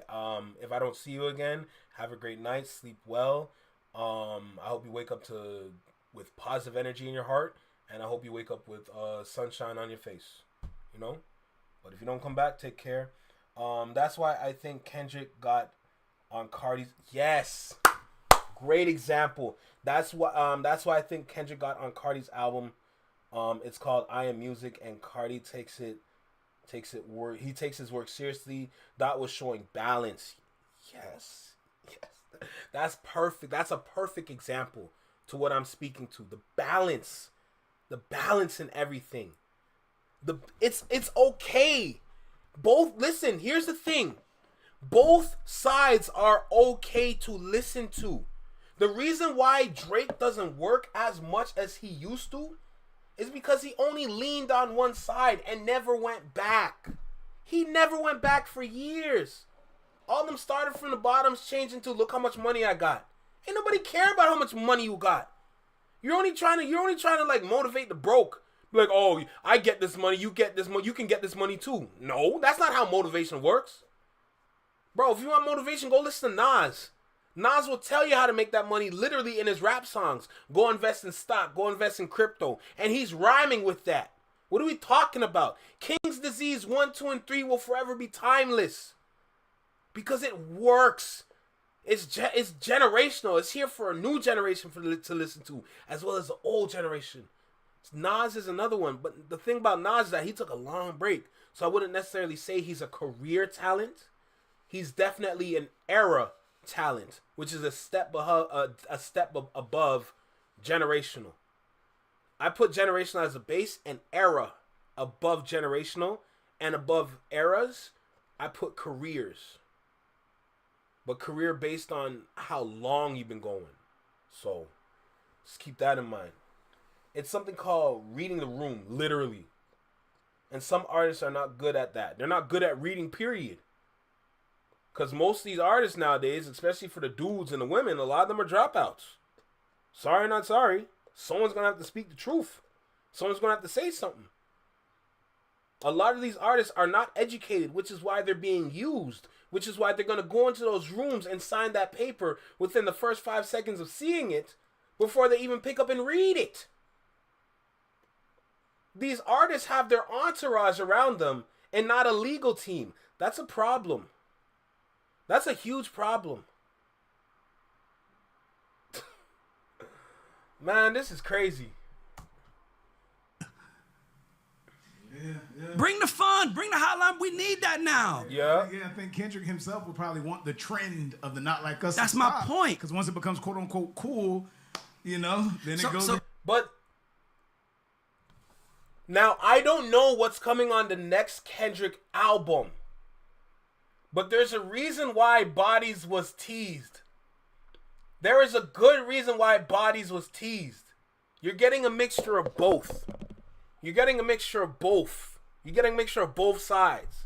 You got the conscious side, but with the conscious side, you got a little bit of the negative side through the beat. That Under the Church beat. I don't know what's going to be on that album. I can't really anticipate anything. I can't really guess anything. To be honest, I never even thought from hearing Squabble Up that we would get an LA album until I really looked into it and saw the possibilities and heard the rumors.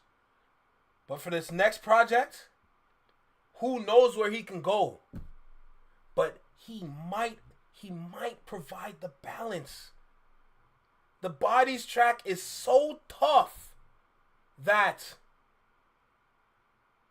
could be part of the balance. Not fully balanced, but it could be part of the balance.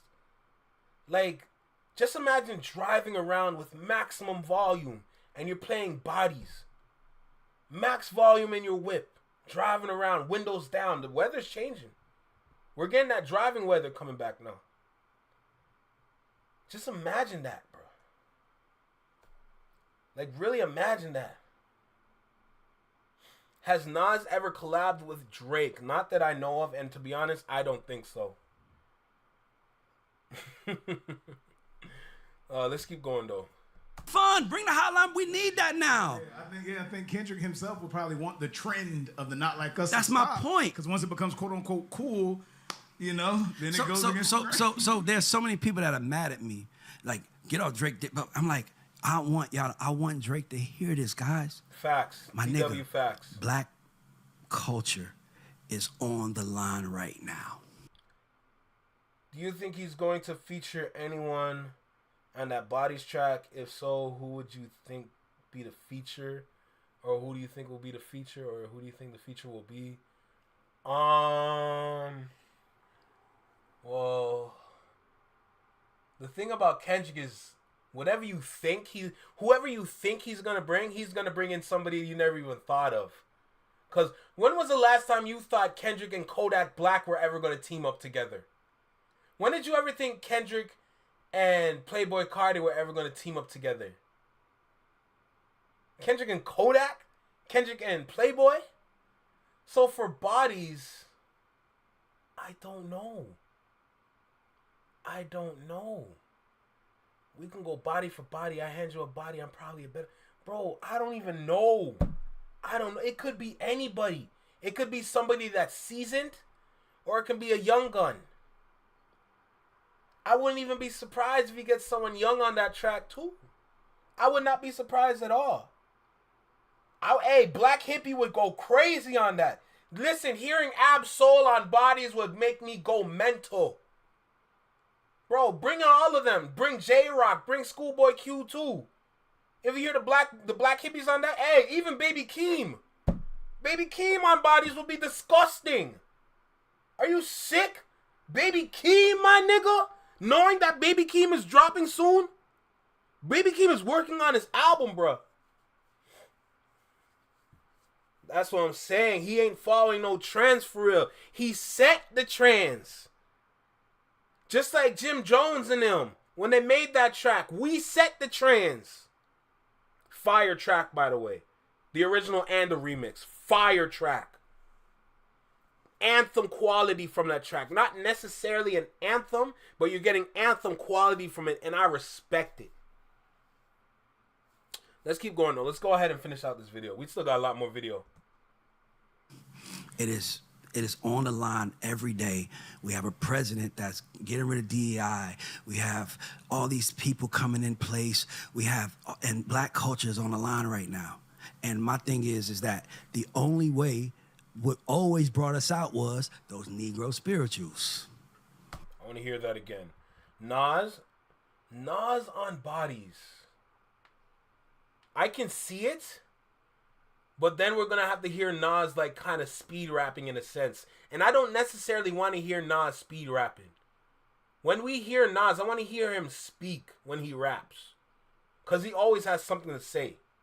That's the one thing about Nas. That's getting rid of DEI.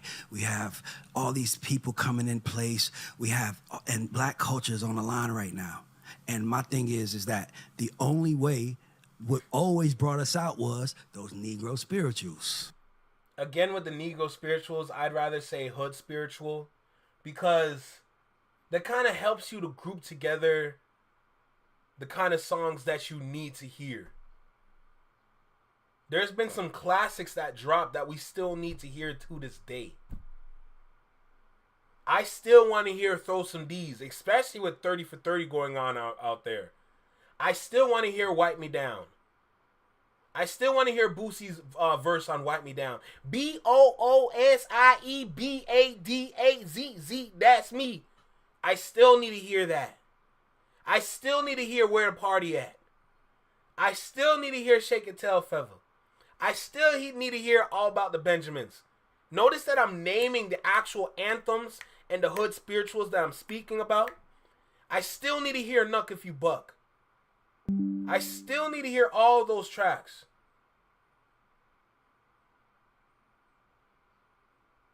But the same way you have all those tracks now, add in some hood spirituals from Kendrick now. The All Rights, the Mad Cities. You know? What else? The DNAs, the Humbles. Add those in now. Those all align with the whole point and the whole like energy around a hood spiritual.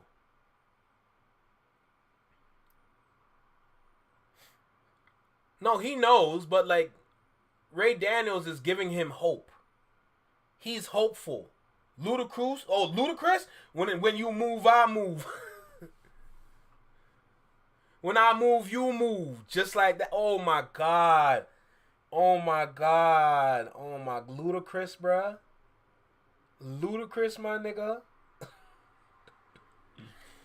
God damn. Just think about all those songs, like all those songs that you hear at the HBCUs and all of them. Swag surfing. You know, move up in the years. Add in some dances now. You know, You're a Jerk. Teach Me How to Dougie. Even Crank That Soldier Boy. Even Crank That Soldier Boy. Because hood spirituals can go two ways.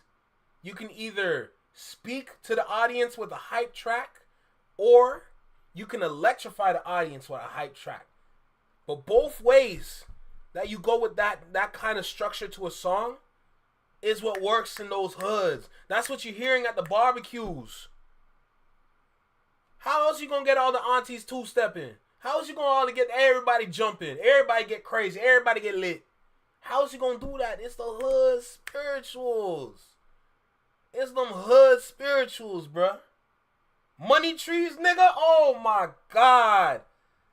Oh my god. Money trees would be disgusting. Money trees would be disgusting at a cookout, man. Oh my goodness. Just think about that, and you can start to align different things together. See, like, this is what music's supposed to do. It's supposed to bring you wonder when you think about these things, not get you tired. The music today is getting everyone tired. But when music was really poignant or, like, prominent, whatever word you want to put in there, I'm not the best with words, but, like, when the music was the best, oh my god, bro, it brought you wonder. Like, when you're in the club, you were, like, excited to hear the next song. Now you're in the club, you're tired of the DJ. The DJ don't got a good set list. The DJ don't know music. Back in the day, especially when you do your research on YouTube and look at all these different videos with all these DJs going crazy, hearing all these songs pop up randomly, the mixes, the DJs blending and mixing different tracks going crazy. Yo. And that's another thing I want to speak. Oh my god, I love to talk too much. DJs. And half the time it's not even the DJ's fault. DJs. There's certain songs out there you just don't mix them, bro. There's some songs out there you don't need to mix, man. To keep it a full stack. Oh my, a milli. Oh my god, bro. Oh my god, a milli, man. Y'all finna have me stressed, bro. Y'all finna have me stressed. The fact still stands, you got one girlfriend, and I feel like the whole world's pimping too. Oh, shit. Even Lil Jon. Oh, my God. The crunk era, my nigga. Man, y'all. Oh, my God, bro. Man, this is what I'm talking about. We need to go back to just bringing back wonder into music again. It's the same thing all over the world. A lot of parts of the world are in a great bag for the music that they produce. But there are some parts of the world that have forgotten what they were. The crunk era was perfect.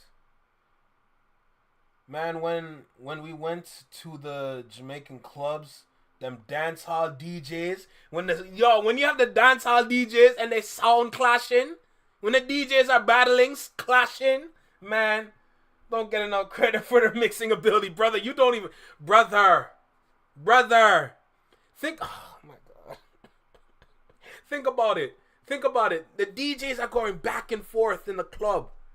DJ, one side play this song, next DJ play this song, and they're going back and forth. They're pretty much, not saying they're the originators of verses, but they pretty much made verses what it is.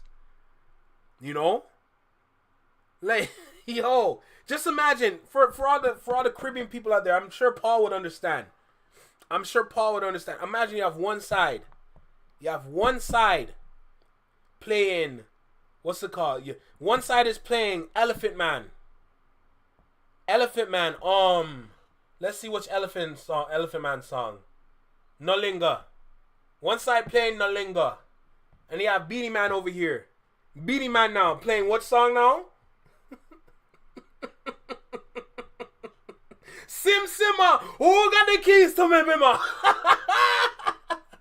What we're talking about? A whole lot.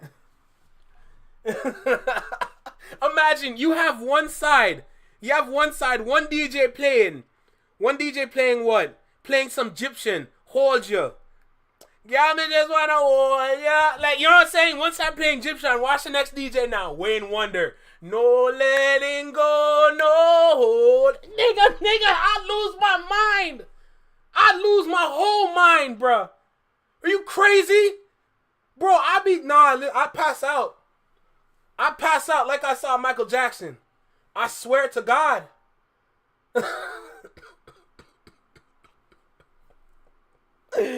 Yo, y'all don't get it, bro.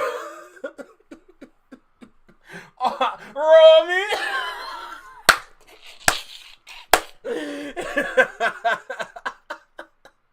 Yo, but you see what I'm saying though? Like, man, this thing called music. It goes all over the place, bro. If you don't take care of your house, everywhere is gonna start crumbling. If you don't take care of this foundation, everywhere is gonna start crumbling, and then you're gonna sit there all confused, wondering what happened. What do we, man? Let's finish. Let's keep going. Let's keep going. Wade in the water. Like those spiritual, like, and right now we need some Negro spiritual energy, not celebration because we rich as fuck energy and inviting everybody to the party. And now black girls are partying with girls from other races with black men, and they compete. It's like, dog, black people are the diamonds of this country. Everybody wants one. Everybody wants one. We the diamonds of this country. Black women, white women love black men. They love our dicks. What? I'm just being honest. They love us. Nigga, all rock stars love us. We are the black diamonds. But the problem is that we still acting like niggas and then wondering why. And to me, Kendrick came in and made us see black diamonds. And that's why he won. Drake was fighting against Kendrick. Kendrick was fighting against, Drake was fighting for Drake. Kendrick was fighting for the culture. Yeah. And that's why when Kendrick said, when he said you trying to free your slaves, Kendrick's like, oh, you missed. Oh, you don't understand what's going on. And that's when I said, because he's not from here. He's from Canada. Yup. So he wouldn't understand what's going on here the same way we wouldn't understand what's going on in Canada. You don't need to understand what's going on in Canada. Not much happening in Canada right now, if you're going to be completely honest, but okay. So what happens is it becomes where Drake's fan base is America, right? America put him on, Canada. Facts. It was America that put Drake on, and the Canadians followed. Because the Canadians here never fucked with Drake when he first came out. They only fucked with him when they saw other people fuck with Drake. You just exposed the Canadian, like... You literally just expose how Canadians think. That's literally how majority of Canadians think. Because they don't understand. They're only going to listen to the majority. You just, man, that part, if you were listening to this without me reacting, that would go over y'all heads. That would definitely go over y'all heads. Trust me. Minorities, period. Facts. Canada did not put him on. Canada loved him, but they did not put him on because they did. Tiff, I'm being so serious. Listen to what he's saying. So he wouldn't understand what's going on here the same way we wouldn't understand what's going on in Canada. So what happens is it becomes where Drake's fan base is America, right? America put him on. Canada did not put him on. Canada loved him, but they did not put him on because they did put him on that he wouldn't need America to be what he was.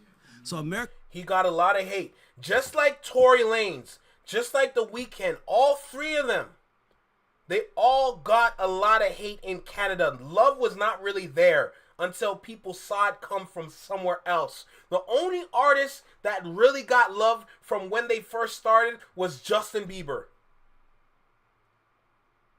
Justin Bieber got popping here immediately, and the world resonated. It's like everybody equally just started to love Justin Bieber all at once with zero hate. That's literally what happened. Oh, I'm always gonna cook, bro. You know what I'm saying? I'm a chef for real. Absolutely, Tiff. Americans were the one that put Drake on. The Canadians didn't. I remember when Drake first came out, a lot of people didn't like that singing and rapping shit all coming from one person.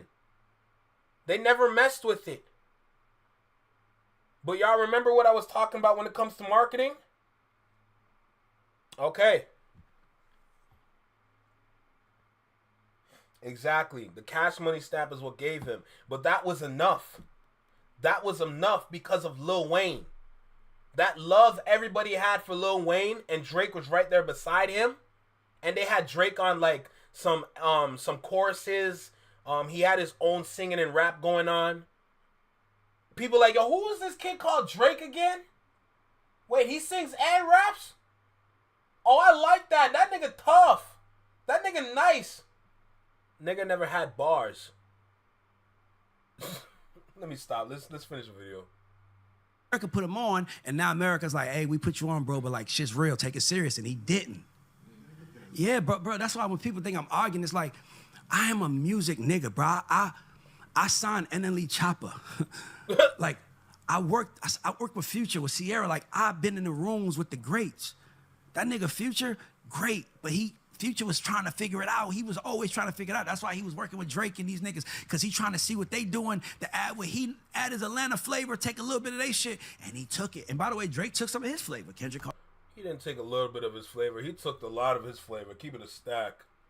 He was always trying to figure it out. That's why he was working with Drake and these niggas, because he trying to see what they doing to add what he add his Atlanta flavor, take a little bit of their shit, and he took it. And by the way, Drake took some of his flavor. Kendrick called him out for that. Yep. You feel me? So we dealing with a lot of this shit, but the reality is that the Kendrick Drake thing, that's why I said when I saw a block party in Brooklyn and they was playing dun dun dun dun. Yep. Dun dun dun dun, and it was just, it's like the Renaissance Harlem looking vibe. Like it wasn't like an instrumental. It was like musicians playing the beat. I'm like, and it's nothing but shea butter being sold. Black culture being sold, black dolls being sold, it was like a big block party, and they was playing that, and I'm like, he in trouble. And the only thing he could have did is he could have went to that black party, because we would have welcomed him, but he went. It was like he got mad. That's what I want people to know. You got to remember, Drake is an emotional artist. The reason why Drake is literally Drake, is because like he can't control his emotions. And it shows through his actions as well as through his music. He's an emotional individual, which is valid. And because he was an emotional individual, a lot of people liked feeling that kind of emotion from his early music. It's completely valid. That's literally why we liked him. Because of the emotions that we felt when we listened to his music. It was at a time period when we were just like, it was at a standstill in a sense with the early, like, the 2009s, 2010s, even 2008s. Excuse me. But, like, 2010 going up. 2010 going up, sorry, my fault. But in those, around that time, like, yo, that was a shift. That was a decade that we went through. That was a change that the world, like the whole world went through. Emotions were definitely high. Especially a lot of people were going to college. A lot of people were just like finishing college. A lot of students were stressed out in school. It's a perfect time to flood the whole world with some emotions. But because he can't control his damn emotions, like literally after the Control verse, what was the first thing he talked about? Oh, it didn't feel like it was sincere. It was sincere, whatever. Because I saw him a couple days later, and we were cool. Like, he was confused because he can't control himself, nigga. He can't control his damn emotions, bro. Emotional era, exactly. Bro, the man can't control. He's the reason why we have an emotional era. The same way how we have other reasons why we have a crash out era. But my point is that those emotions are the reason why he is who he is. And his whole career shows it. His whole career is proof of it. Look how this nigga fought for Rihanna, and Rihanna didn't even want him for real. Oh my God. Look at all the fighting he had to do for all these different women, and none of them want him. J-Lo, Serena Williams. All them women. Jesus God. Oh my God, bro. J-Lo left Drake and went back to went to who? What's the baseball player? What's his name again? And then after the baseball player, she went back to Ben Affleck. Come on, bro. This nigga is so good, and he could be the greatest to ever do it, but he has to remember he's doing it in America first, which means you got to play the American rules. Yeah. Right? It's more than just playing with American rules and starting with America or anything like that. It's not necessarily about... It's more about the people. It's more about the people and understanding the moment. It's not necessarily about country to country. Because you can go to country to country to country to country to country. Cool. But what are the people saying? Not what is the country saying. Oh, absolutely. Absolutely. Because how is it again? He leaned in. I think like he leaned in for a kiss and then the girl just hugged him. I think that's how she embarrassed him. I could be wrong, but I think that's how she embarrassed him. Right? It's like Joker and Giannis and these niggas is from overseas playing in the NBA. They're not bringing their overseas rules to the NBA. They playing by NBA rules. Yup. Because you on this home tour. And he forgot that. He doesn't care. He doesn't care. He thinks he's big dog now. He thinks he's big dog playing by his own rules. Just because you were the industry literal, like, he's not an industry puppet. He's the industry mascot. So because you thought you were top shit, you forgot that you're still being played. You're still playing for... You can't go nowhere. That mascot suit you've been wearing, that contract is only saying you gotta wear this forever.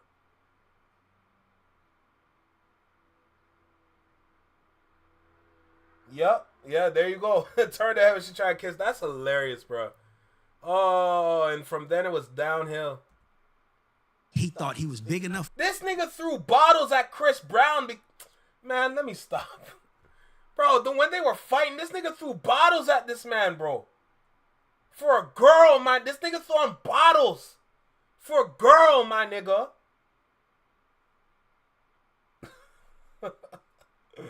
Oh, my God. Say, Drake, you played yourself. For real. I ain't got to play by them rules. I'm Drake. And that's when he got humbled. And that's what we are. And that's the motherfucking radar report. And y'all see my jeans on, let go. I'm out. Sheesh. Top bodied. I respect Ladies it. and gentlemen, this is not a drill. I think we have We're going to celebrate Euphoria. Don't worry. Our celebration day is coming up real soon. Our celebration day is coming up real soon. I tell you that much. But, I enjoyed that. I enjoyed the video. I enjoyed me just talking, speaking, just expressing, just the conversation with the chat. I love that. That was a really good talk. That was a really, really good talk. Oh, don't worry. Euphoria is my favorite song. We finna celebrate. Don't you worry. We finna celebrate Euphoria. I promise you. I might have to go buy some balloons or something. I don't know yet. But I want to do something, bro. I might get a little cake. You know what I'm saying? I might get a little cake. Just a little something that says, happy 1 year anniversary to Euphoria. I might do it. I don't know yet. I'm still thinking about it. I might do it. You never know. That was a good conversation. That was a really, really good conversation. I have less than an hour. Well, yeah, I'd say less than an hour because one of my friends, they need me to, they need my discount because I get 50% discount at the store I work at and they need the discount to buy clothes. So I'll be going soon, but not yet. Yeah, happy birthday, Euphoria. Hey, listen, listen. I gotta go to the store though. But I'll go to the store and ask the lady like how much it would cost for like a little cake that says happy birthday, Euphoria. I'll ask for a little cake. Nothing big. I don't want big cake or nothing. That's too much. Too much. And the last thing I want, no diabetes. You see me? But like, I'll ask for a nice little cake. Like a chocolate cake or something. None of that white frosting. Am I right? I'm kidding. But yeah, why not? That'll be fire. That'll be really fire. That'll be really cool. Or if I have spare time, I could bake it because say your boy can cook, and your boy's a chef. You know what I'm saying? Chef Curry with the pot. You know what I'm saying? Like, but nah, like I would love to celebrate Euphoria with a cake. That'd be nice. That'd be nice for real. Wow. I turned what was that? How long was the video? I turned I think it was 11-minute video into a 1 hour and 12-minute video. Yeah, y'all see when I say I talk too much, bruh? I really do. I really do. So anyway, great convo, great video. I enjoyed every minute. I'm glad I clicked on it, but let's keep going. Let's keep going.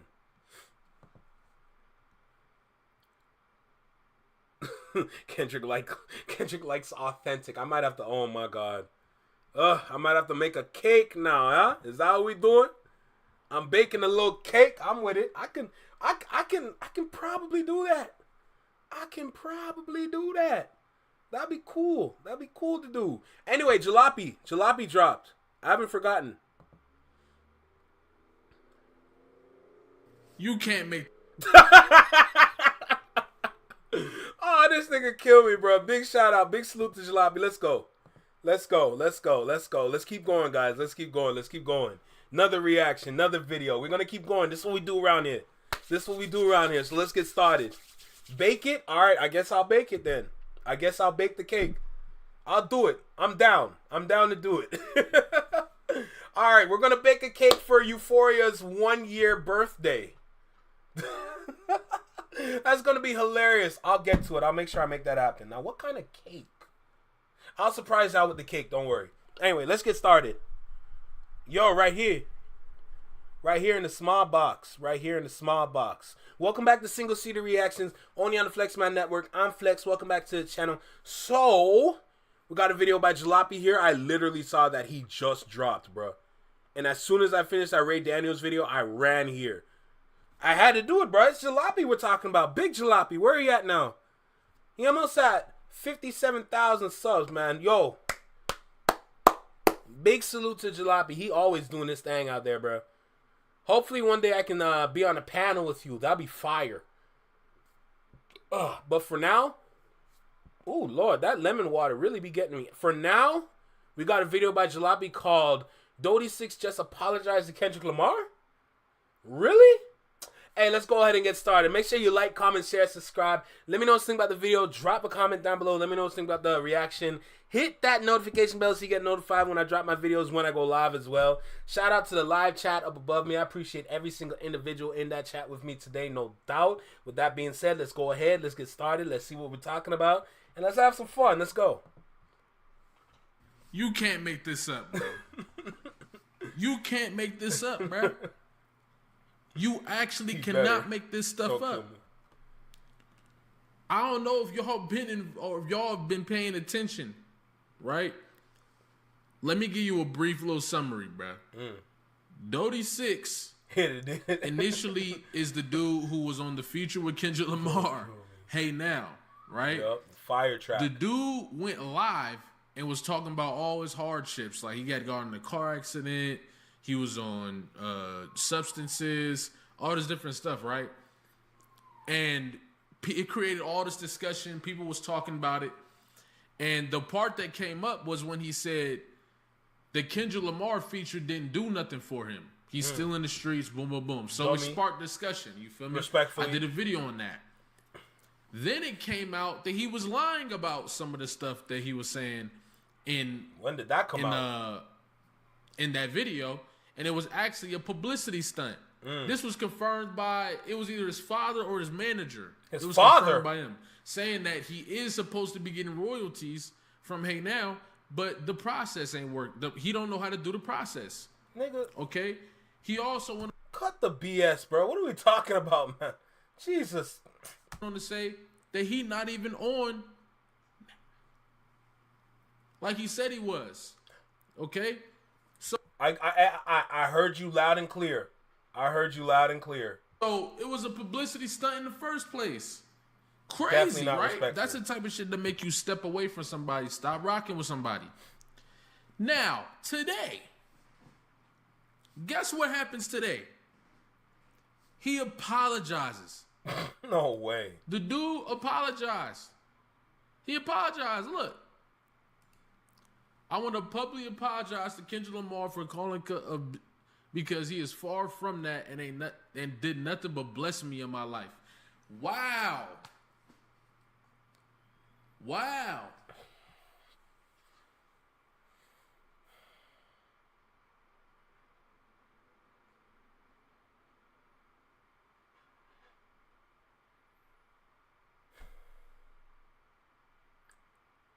That is so embarrassing.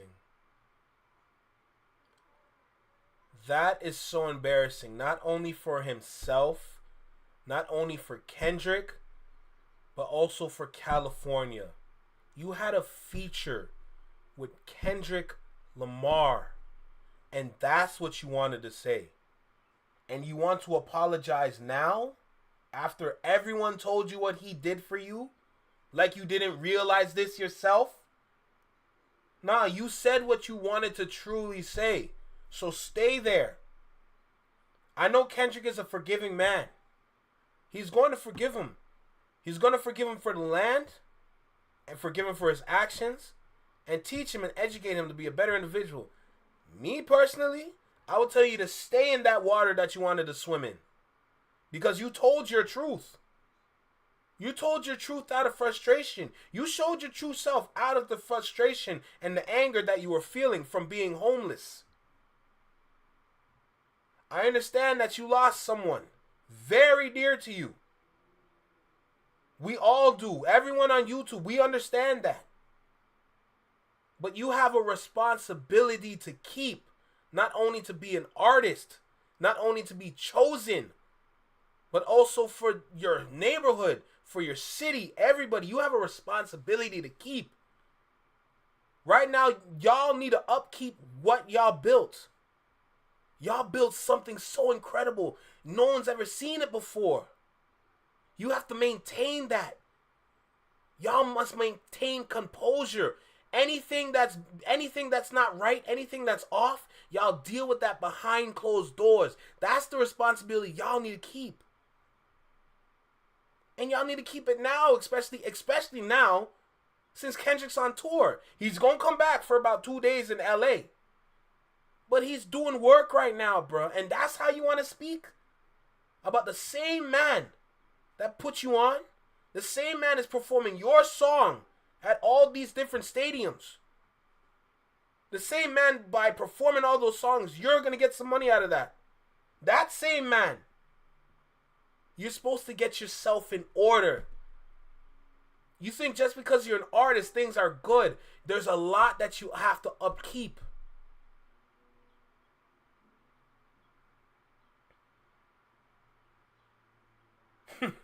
Kendrick got another ninja apologizing. It's sad. It's sad because you were chosen. And he's been looking for you. He's been looking out for you, paying attention to your music. You had the eyes of Kendrick Lamar on you before getting a feature. Do you understand how much power's behind that?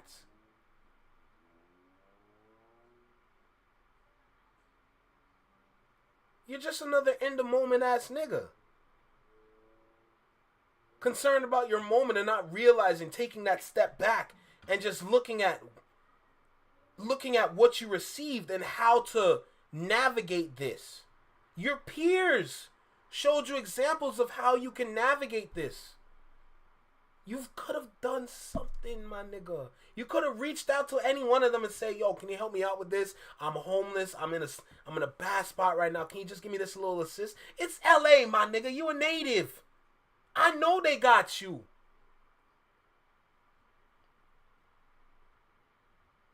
It's crazy. Making sure you got paid is crazy. It's absolutely crazy. And now, I have two perspectives on this. We're going to get into the first one. Okay? First and foremost. Exactly. He didn't even realize Kendrick doing that song is getting him paid. Definition of wasted opportunity. And the sad part is that he is nice. It's true. He is actually very, very nice.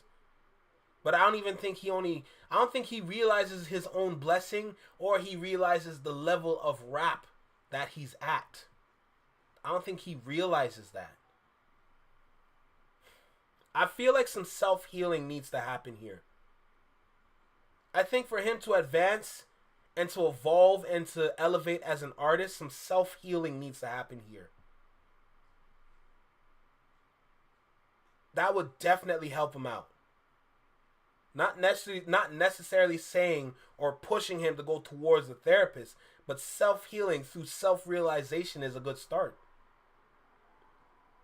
I'm telling you guys, when it comes to this music industry shit, and as a marketer, as someone that's been in marketing, that's been doing marketing around like my own little cliques and all that, I've learned a lot, and I've learned how the two blend, and I understand the importance of both, as well as the other aspects around this.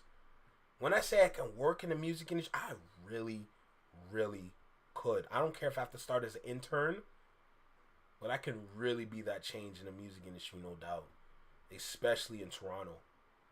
But them niggas are never hiring. They always do internal hires. That shit pissed me off, I swear to God. He needs to get off whatever drugs he's on because it's not helping him. That supposed that he's on or whatever. However, how do you even use that? I don't do drugs. You know what I'm saying? I don't even know how to use that kind of substance. Like, do you burn it with a spoon? Like, you liquefy it and put in a needle or something? Like, I don't even know, bro. I don't chase highs. I don't chase highs. I chase knowledge. Pause in any kind of way. Almost, it took you doing all of this to recognize that you. Now I understand he probably wasn't in the right headspace or whatever, but bro, it sounded to me like a dude who just wasn't, who was trying to find a way to get the attention back. Yep. That's what it seemed like here. You see what I'm saying at this point? You feel me? And with the second thing is like, bro, this dude ain't did nothing but bless you in your life. Mm-hmm. And you had to do whatever you had to do at the expense of him to get back in your position at the expense of the dude who did nothing but bless you. Now we know everything Hitta been saying is facts, dog.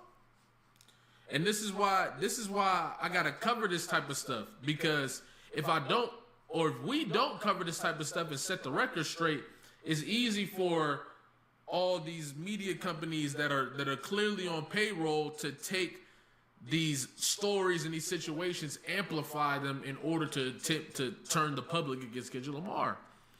And it's our job to report on this stuff to make sure that the record is straight. It's not even, it's just to make sure the record is straight and that it's factual. You see what I'm saying? And bro, the fact that Hitta was saying, bro, got him a place. I think he said he got him a place, something like that.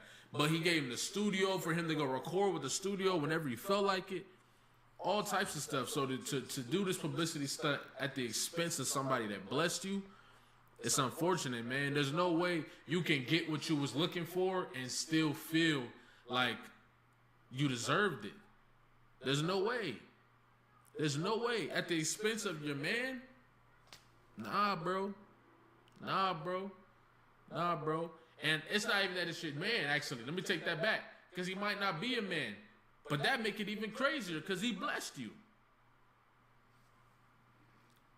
So to do that at the expense of, especially what he's trying to do, is crazy, bruh. And now, I want to tell y'all something. I got an idea why he might be doing it, though. I don't think he being genuine. Okay? And this is why. You know, I would have stick with this picture. And this is why. Y'all know the next few stops of Kendrick Lamar is in LA, right? Mm-hmm. Who's to say that he not just cleaning this stuff up so he can get on them? You motherfucker, you. You motherfucker, you. I see where you're going. He wants to get on stage too. You know, when Kendrick goes to LA, all of them features are going to be reality on that LA stage. He wants his part. Stops from Kendrick Lamar is in LA, right? Mm-hmm. Who's to say that he not just cleaning this stuff up so he can get on them shows? Mm-hmm. Maybe he wasn't thinking straight in the first place, and boom, boom, but he tried to get on them shows. And another So he wants to get on that. Damn right, he won't get on. He want to get in the GNX too, bruh. He wants to get in his own GNX. You know what I'm saying? Jesus Christ. Oh, this guy is slow. This man is slow. He is slow. Oh my God, bruh. Oh my God, man. You didn't see the play. You didn't see the play. You didn't see it. You're too focused on you're literally focused on what's in front of you, like literally in front of your face. You didn't see past it. You didn't open your eyes, nigga. You weren't paying attention, my nigga. Oh my God. I wouldn't even be surprised if you don't see him on stage. I wouldn't be surprised at all, bruh. Yo, you can't make this up. Yo, this is crazy. This is crazy. Yo, this is insane. Oh my God. Bro, make a video. Make a video and publicly apologize. That's the only way. Don't put it. Don't take that damn story down. Make a video. The same way how you came in is the same way you gonna get out this. Make that damn video. other thing is, supposedly the dude dropped a music video today. Are you serious? You see what I'm saying? It's like, nah, he better not be on them shows, bruh. He better not be on them shows, bruh. No it ain't way no telling what this dude is doing. Ain't no telling who contacted him. Ain't no telling who has contacted him in between when he did that till now. And Nah. No way. No way. Y'all peep this. This man really did drop a music video. He dropped the music video 3 hours ago.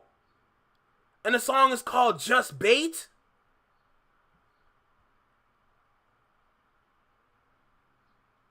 No way.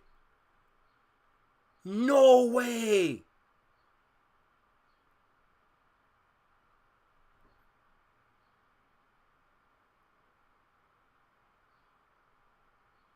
Exactly, Tiff. Kendrick would definitely bring every single person on them stages to perform with him.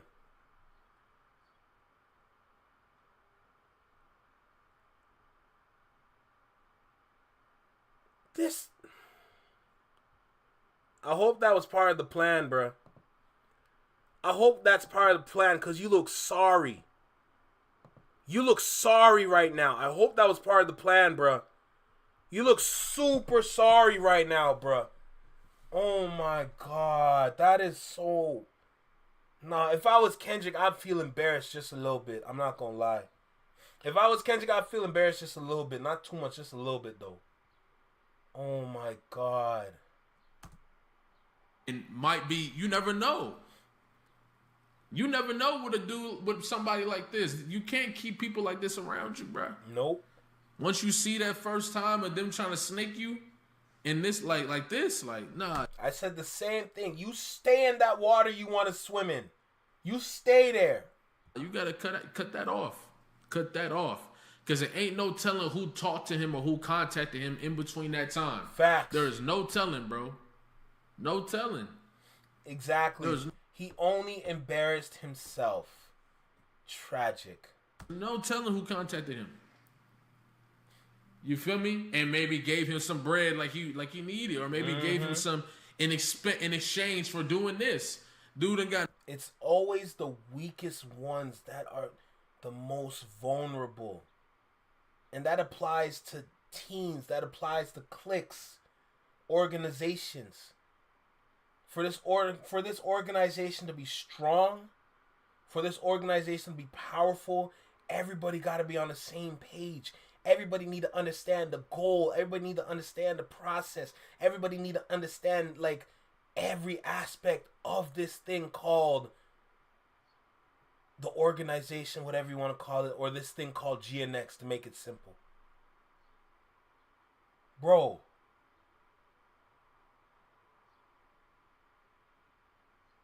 there's no time for this nonsense.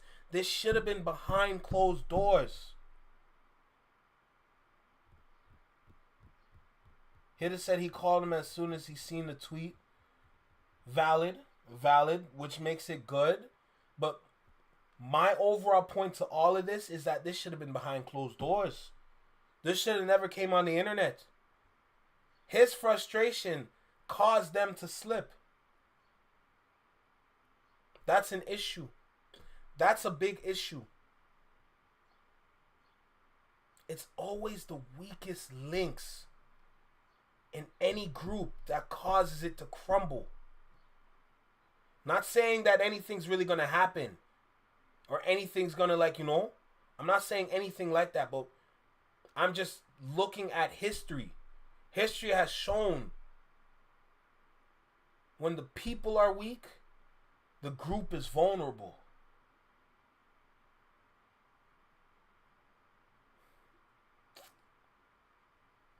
He definitely didn't listen to the Hard Part 6. Not at all. And that the Hard Part 6 is such a pure song. That's such a pure song. It's such a pure, good song. Like hearing that SWV come in. Man.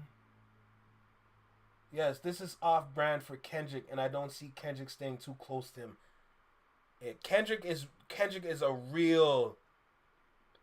Kendrick is a real ass nigga, and he is the king. He is the king of where he's from, and he is the king of rap.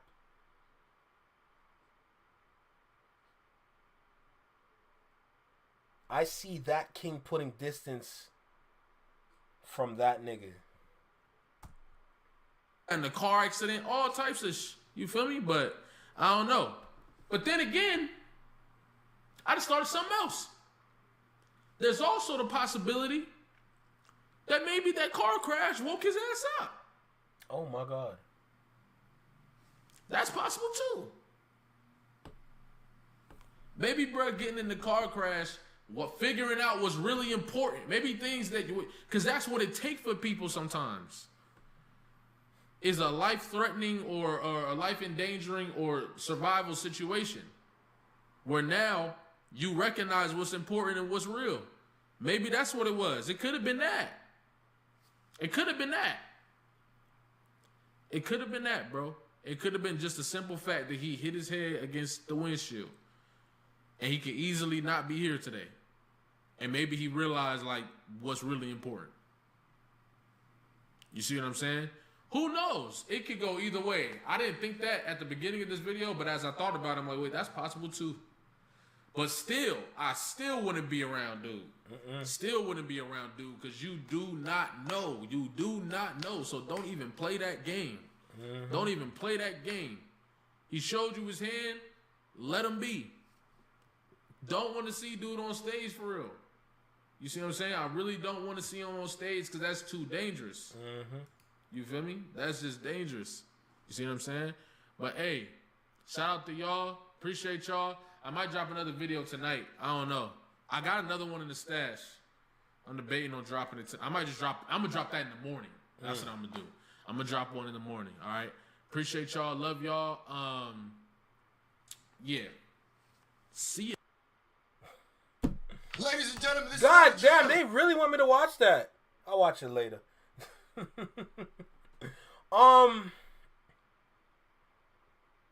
This just goes to show you how important it is to make sure that if you have a group, if you give power to individuals, you also got to maintain that. You also got to you got to make sure that all your people are educated and understand what's going on. You got to him as an artist need to make sure that he got himself in order. But for Kendrick's job, he needs to understand what we're doing and why we're doing it. And the importance of doing it. So that when he's out there, he knows what kind of message to deliver and what message to share. The more togetherness that people see is the more will bring people together. That's what Toronto is missing. Toronto is missing people coming together. That's what's missing. People don't understand that. People forgetting that. People just don't care. You gotta bring the people together for the people to equally make a change and to evolve not only themselves as well as the place they come from, the city they come from, the country they come from. You know, for America, it's state by state. But Canada, it's countrywide.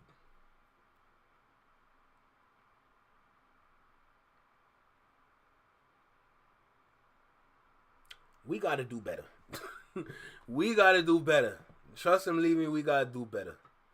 Let's see what else we can do now. What other video can we get into today before I go? I got about 16 minutes or about 15 minutes before I got to call it, because I'm sure my friend going to call me soon and say, yo, we got to go. I'm like, yeah, I know. Really, man? I'm tired of seeing this girl.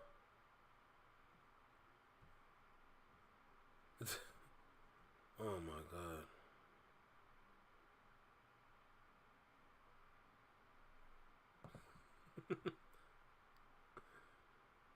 Yo, that is hilarious, bro.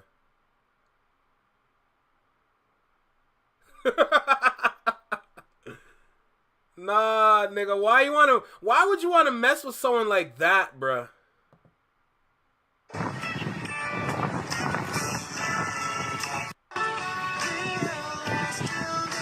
Yo, why would Drake want to mess with a nigga like this?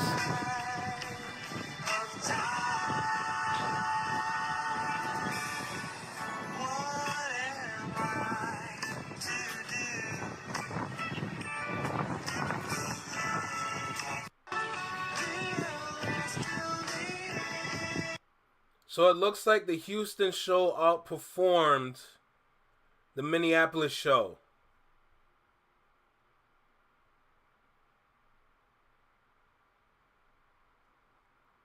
Joe Budden sat down with Ray Daniels.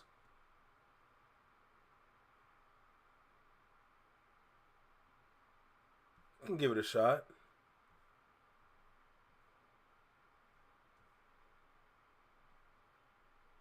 Don't kill me. Good for Doty. Dog, I'm seeing this Shannon Sharp shit everywhere. God, I'm seeing this everywhere. Jesus. I don't want to see that news no more, bro. Holy. All right, I got 15 minutes. I have an 8-minute video in front of me. Do you think I can make this done in 15? Let's go. Let's give it a shot. The more I think is the more I'm going to miss the opportunity. So let's just do it. Let's go ahead and give this video a shot. I don't know what's going to happen. I don't know the conversation necessarily. But you know what? I'm here for a vibe. I'm here to have a good time. I'm here to watch something I can learn from. And I think I might learn something from this video. So let's go ahead and give it a shot. Intro time. Let's do this. Yo, right here. Right here in the small box. Right here in the small box. Welcome back to Single Seater Reactions only on the Flex Mind Network. I'm Flex. Welcome back to the channel. We got a video here by Ray Daniels again. But this time, we have Joe Budden here. This video is titled, Joe Budden Reveals the Most Important Thing to Be Successful as a Rapper in the Music Industry. I'm sure it's not just a thing. I'm sure it's multiple things. But sure, I know it's a long podcast episode. And they only took a portion of the podcast. But let's see what he has to say. I'm curious. You know? Maybe it's some knowledge I can pass off to other individuals that want to be artists. Who knows? But let's go ahead, check it out. Make sure you like, comment, share, subscribe. Let me know what you think about the video. Drop a comment down below. Let me know what you think about the reaction. Shout out to the live chat forever and always showing up. I know it's a Friday. It's a Friday right now. And we're going slowly into a Friday night. But whoever's with me right now, whoever's with me today, I appreciate you regardless. I used to do this when nobody showed up. And now, the Flex Mob exists. So big salute to the Flex Mob, no doubt. With that being said, let's go ahead, get started, and see what we can learn from this video. Let's go. If there's a young rapper watching, in your opinion, especially now that you have that hindsight 2020 vision, what's the most important thing to be a successful rapper, whether as far as the technique goes or just anything that you know? Well, when you say the word successful, now you're talking about the music business. Yes. This thing got his toes out. That's and in crazy. the music business, the most important thing to be successful is having your business right. So I guess that would be the team. Like, We were just talking about this. We were literally just talking about this from my reaction to the Jalopy video. Wow. I didn't. It was year 16 for me when somebody said to me, "You're only as good as your manager. You could rap. You could be the best rapper in the world, but it's your manager. It's the people that you surround yourself with that's going to get it there." Like, I was like, damn, I wish somebody would have told me this in year 1. But yeah, it ain't all that.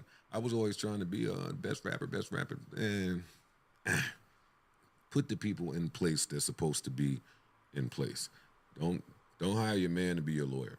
Like, working backwards. But I'm gonna challenge you and push back a little bit. I want to talk about technique. Like stylistically technique, because there are some people that might say Nas is I'm not trying to hot take. I don't want to start no shit. I just looked at everybody's face there. But there's some people that might say Nas is better than Future, right? Rapper wise, right? But Future is bigger numbers wise than Nas ever was. Good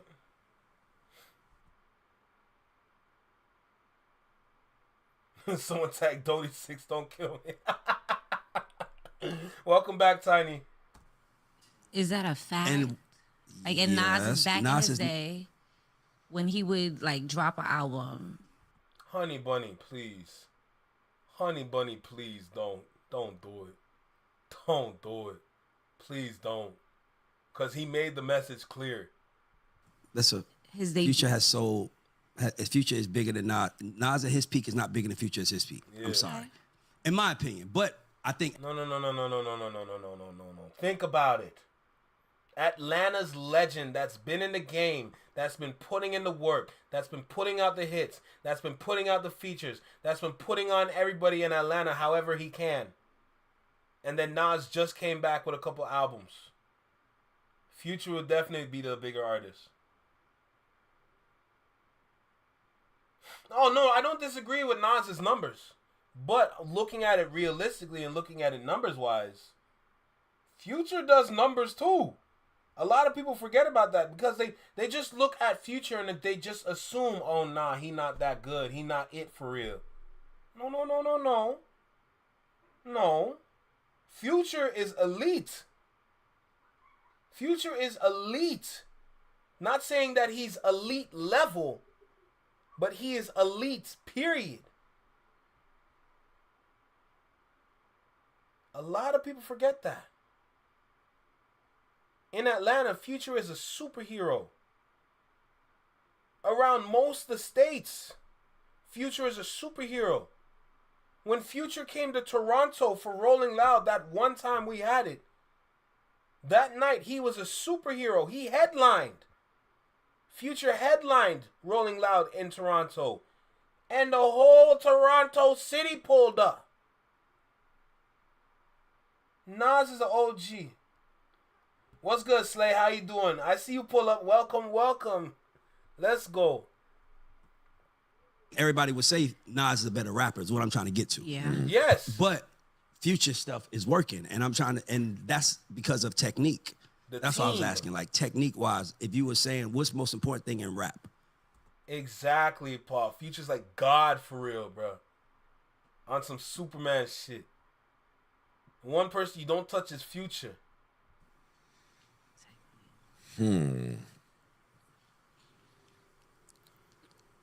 Honestly, I think Drake is Drake for his chorus ability. It's the chorus.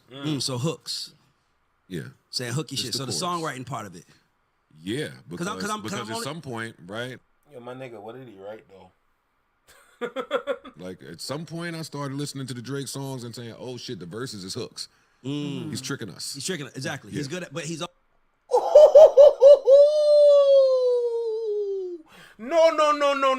Run that back again. Run that back again. I need to hear all of that again. So I was asking, like, technique-wise, if you were saying what's the most important thing in rap?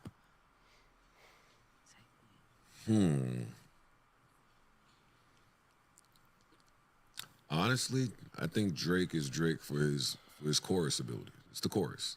So hooks, Yeah. saying hooky It's shit. the So the chorus. songwriting part of it. Yeah, because I'm at only- some point, right? Like at some point, I started listening to the Drake songs and saying, "Oh shit, the verses is hooks."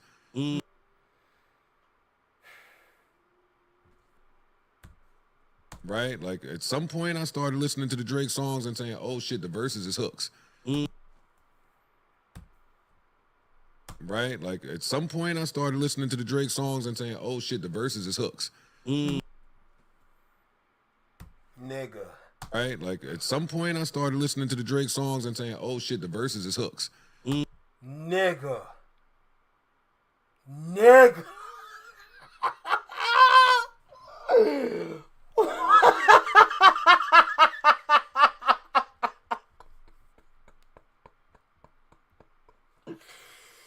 Oh my god!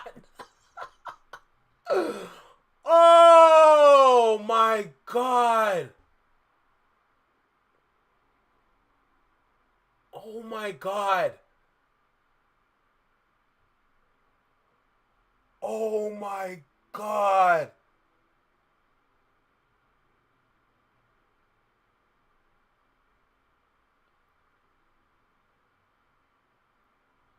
Yo, my mind is blown.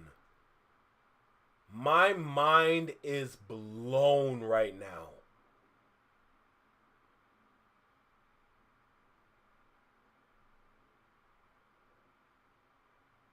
You can even take it a step further and say he's just rapping with captions because there's so many quotables.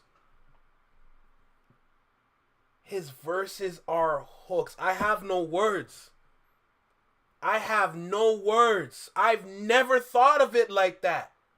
But as soon as you hear it, it literally clicks instantly. That's why his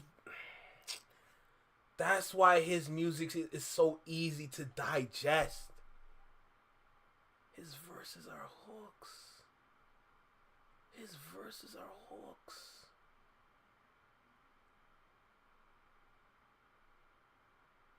Oh my god. Which makes it easier to recite. Look at back to back.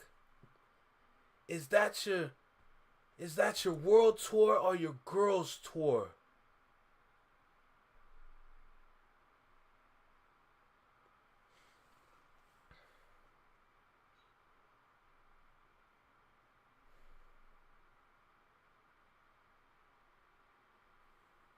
I am going to keep that quote with me till I die. His verses are hooks. I will bring that up in every conversation I have.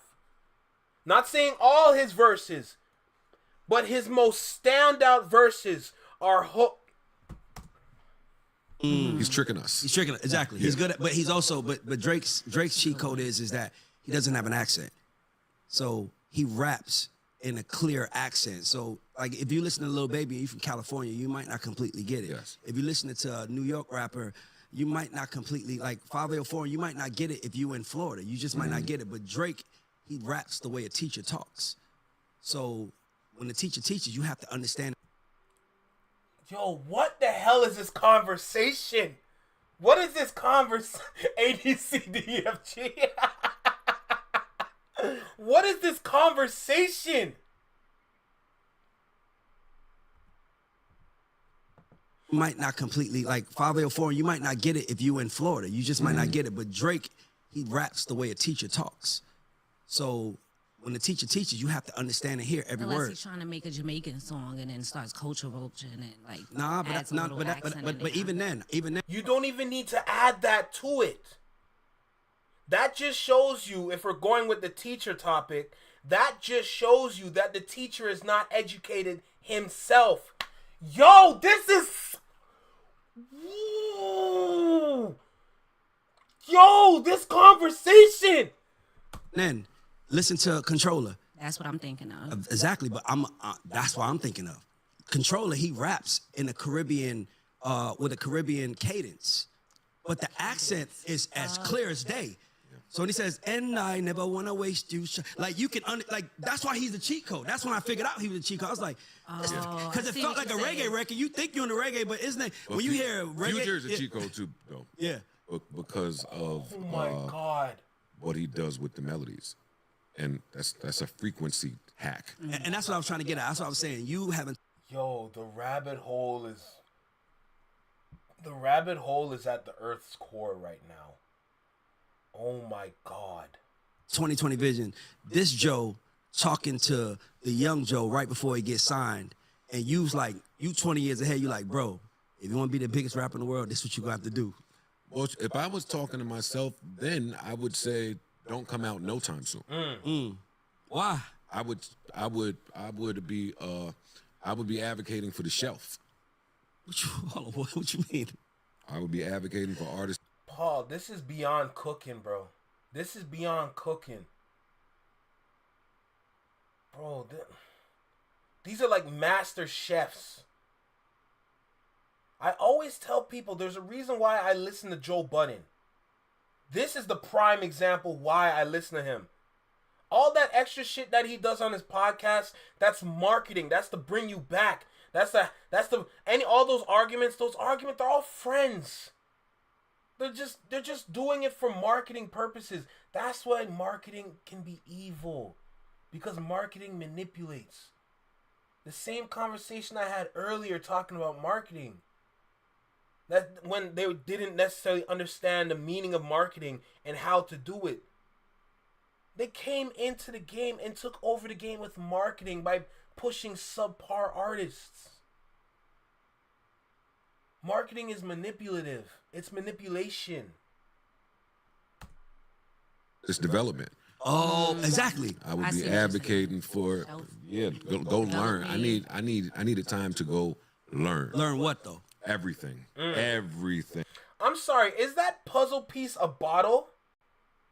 Because if it is, I'm going to be mad as shit. Because I wanted to start my own alcohol brand. And the bottle was going to look like a king puzzle piece. If I made a drink for the ladies, it was going to be a queen puzzle piece.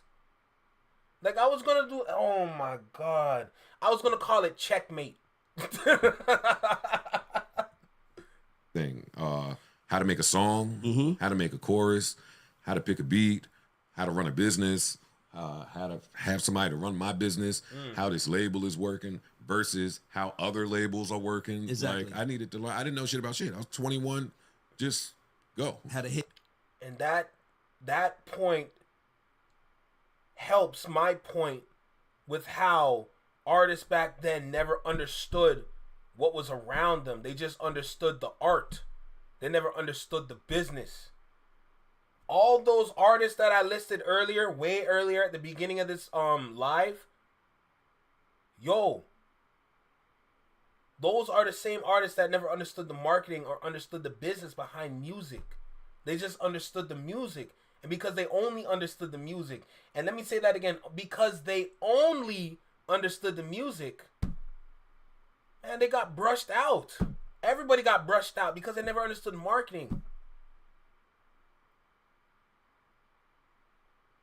Marketing is the same reason that we don't have a third verse anymore. Maybe that just goes to wow, words are hard. Maybe that just to go with how short people's attention spans, absolutely. And people's attention spans are so short now that they only want to accept a song that's only 1 minute and 30 seconds long. I could never accept a song that's short, knowing that we can get a third verse and the rapper can really kill it. But nah, not like that anymore. Hit and you was just like, Yeah, it was bad. I would push my career back at least 4 years. At least 4 years. you know why I'll say that? I agree with you on that. You know why? Because I say this on every show, but Jay-Z is only a year older than LL Cool J, Big Daddy Kane, and Rakim. He's only 1 year older than them. The only difference is that they started when they was 18, 19, and he started when he was 26, 27. So now, when you 18, 19, the worst thing you could do is give a nigga a whole lot of money and fucking freedom. They gonna fuck that up. Did I? But Jay he got at 26, so he paced himself. He did it. He found his spot. So that actually is good. That actually goes against the people saying Everything about rap people would being say, a young man's game. It's really, but that's only for niggas that can't rap. Well, it's a young man's game because the music industry has predatory tendencies. Absolutely. So we need to shove these types of contracts with this type of verbiage in here. So I could have brought that contract to mom. What I was talking about earlier, I'm so on the right track right now. It's scary. Literally what I was talking about earlier. Mom, she wouldn't have understood all of the bullshit that was in this 80-page contract. So, I mean, but when you get a little older, you just have a better understanding. You kind of have better resources of who to turn to, who can help you. I was fucked early. No, really. That's the greatest part about my 40s every day. Like, a lot of times, I remember a way I was fucked. Yes. Like, oh, shit, I didn't even know. Exactly. Like, you just start picking shit up. They put Fast and the Furious soundtrack out a week before my album with Pump It Up as the single. Oh wow, they fucked you. They probably got a big license for it. Big license, master license. They made their money back from that one license. Thank you. Then off your whole album. So they like, well, let's see what happens with them. We already got our money back. Thank you. Yeah, no, it was some shit going on. Damn, I didn't even think about that. Yeah, they sold 350 week one. I sold 95. 350 week one all the way in the early 2000s. Do you understand how much money that is today? Man, that's almost doubled. I don't know if you said this. I just got to ask you this because really I like remember, I think. Snatchies. So how did you feel when Jay did the remix? Like, was that frustrating to you? Oh no, it was fucking one of the best moments of my 20s. I loved it. Loved it. Couldn't have been more excited about it. Gotcha. Yeah, cause I was gonna say, like, I think he set the tone going forward for how to do remixes when you really want to fuck with a nigga, but you don't want to all the way put your arm around him. So kind of like, give me the beat. I'll send it back. Well, shit. For me, it was a free remix. Right, whatever. Exactly. I'll take it. I didn't have to pay for it. So when you see Drake say Joe is a washed up rapper, it's not true. It's not true at all. He simply just doesn't understand his situation. He got screwed from the beginning. He got screwed before he even got started.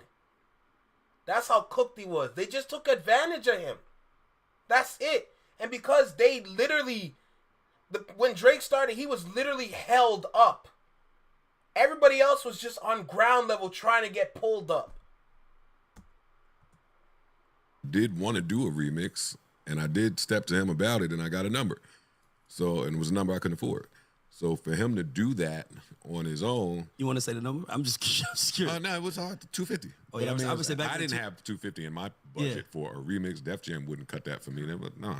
So instead of giving you 250, instead of you taking your 250 for the verse, he just did it for free and put it on the S. Carter mixtape. Yeah, S. Carter mixtape. On the mixtape.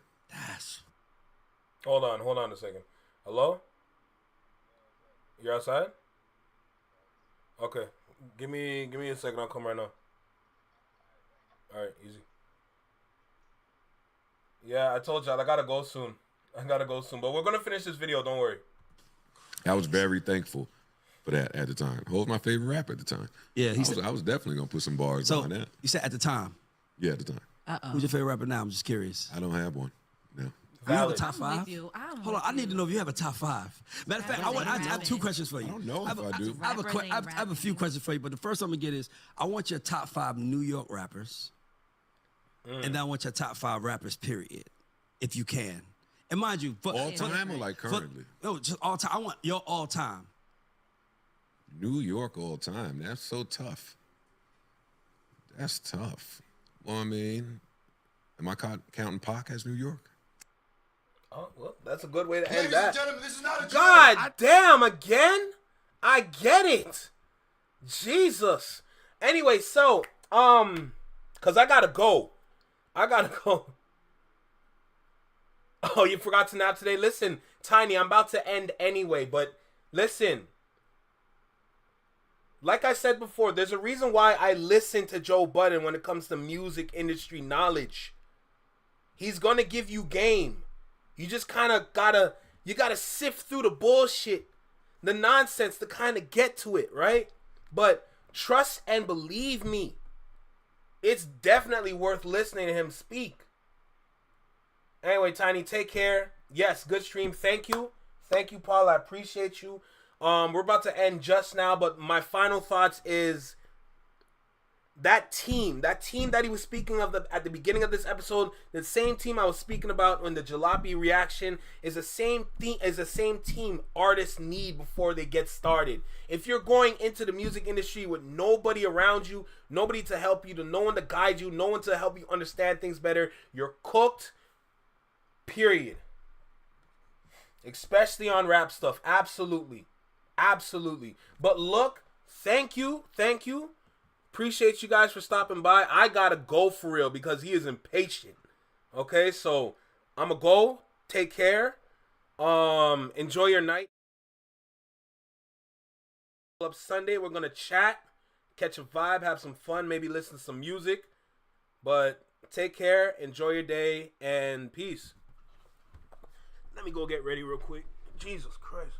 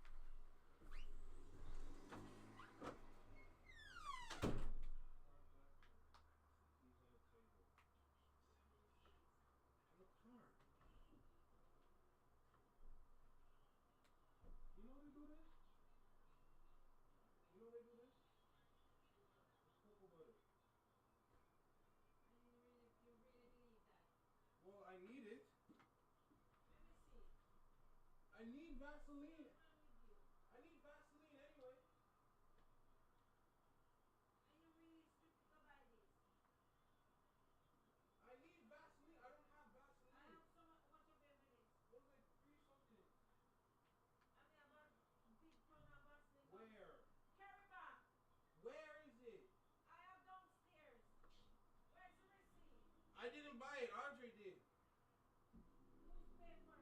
Andre. Like, I need Vaseline.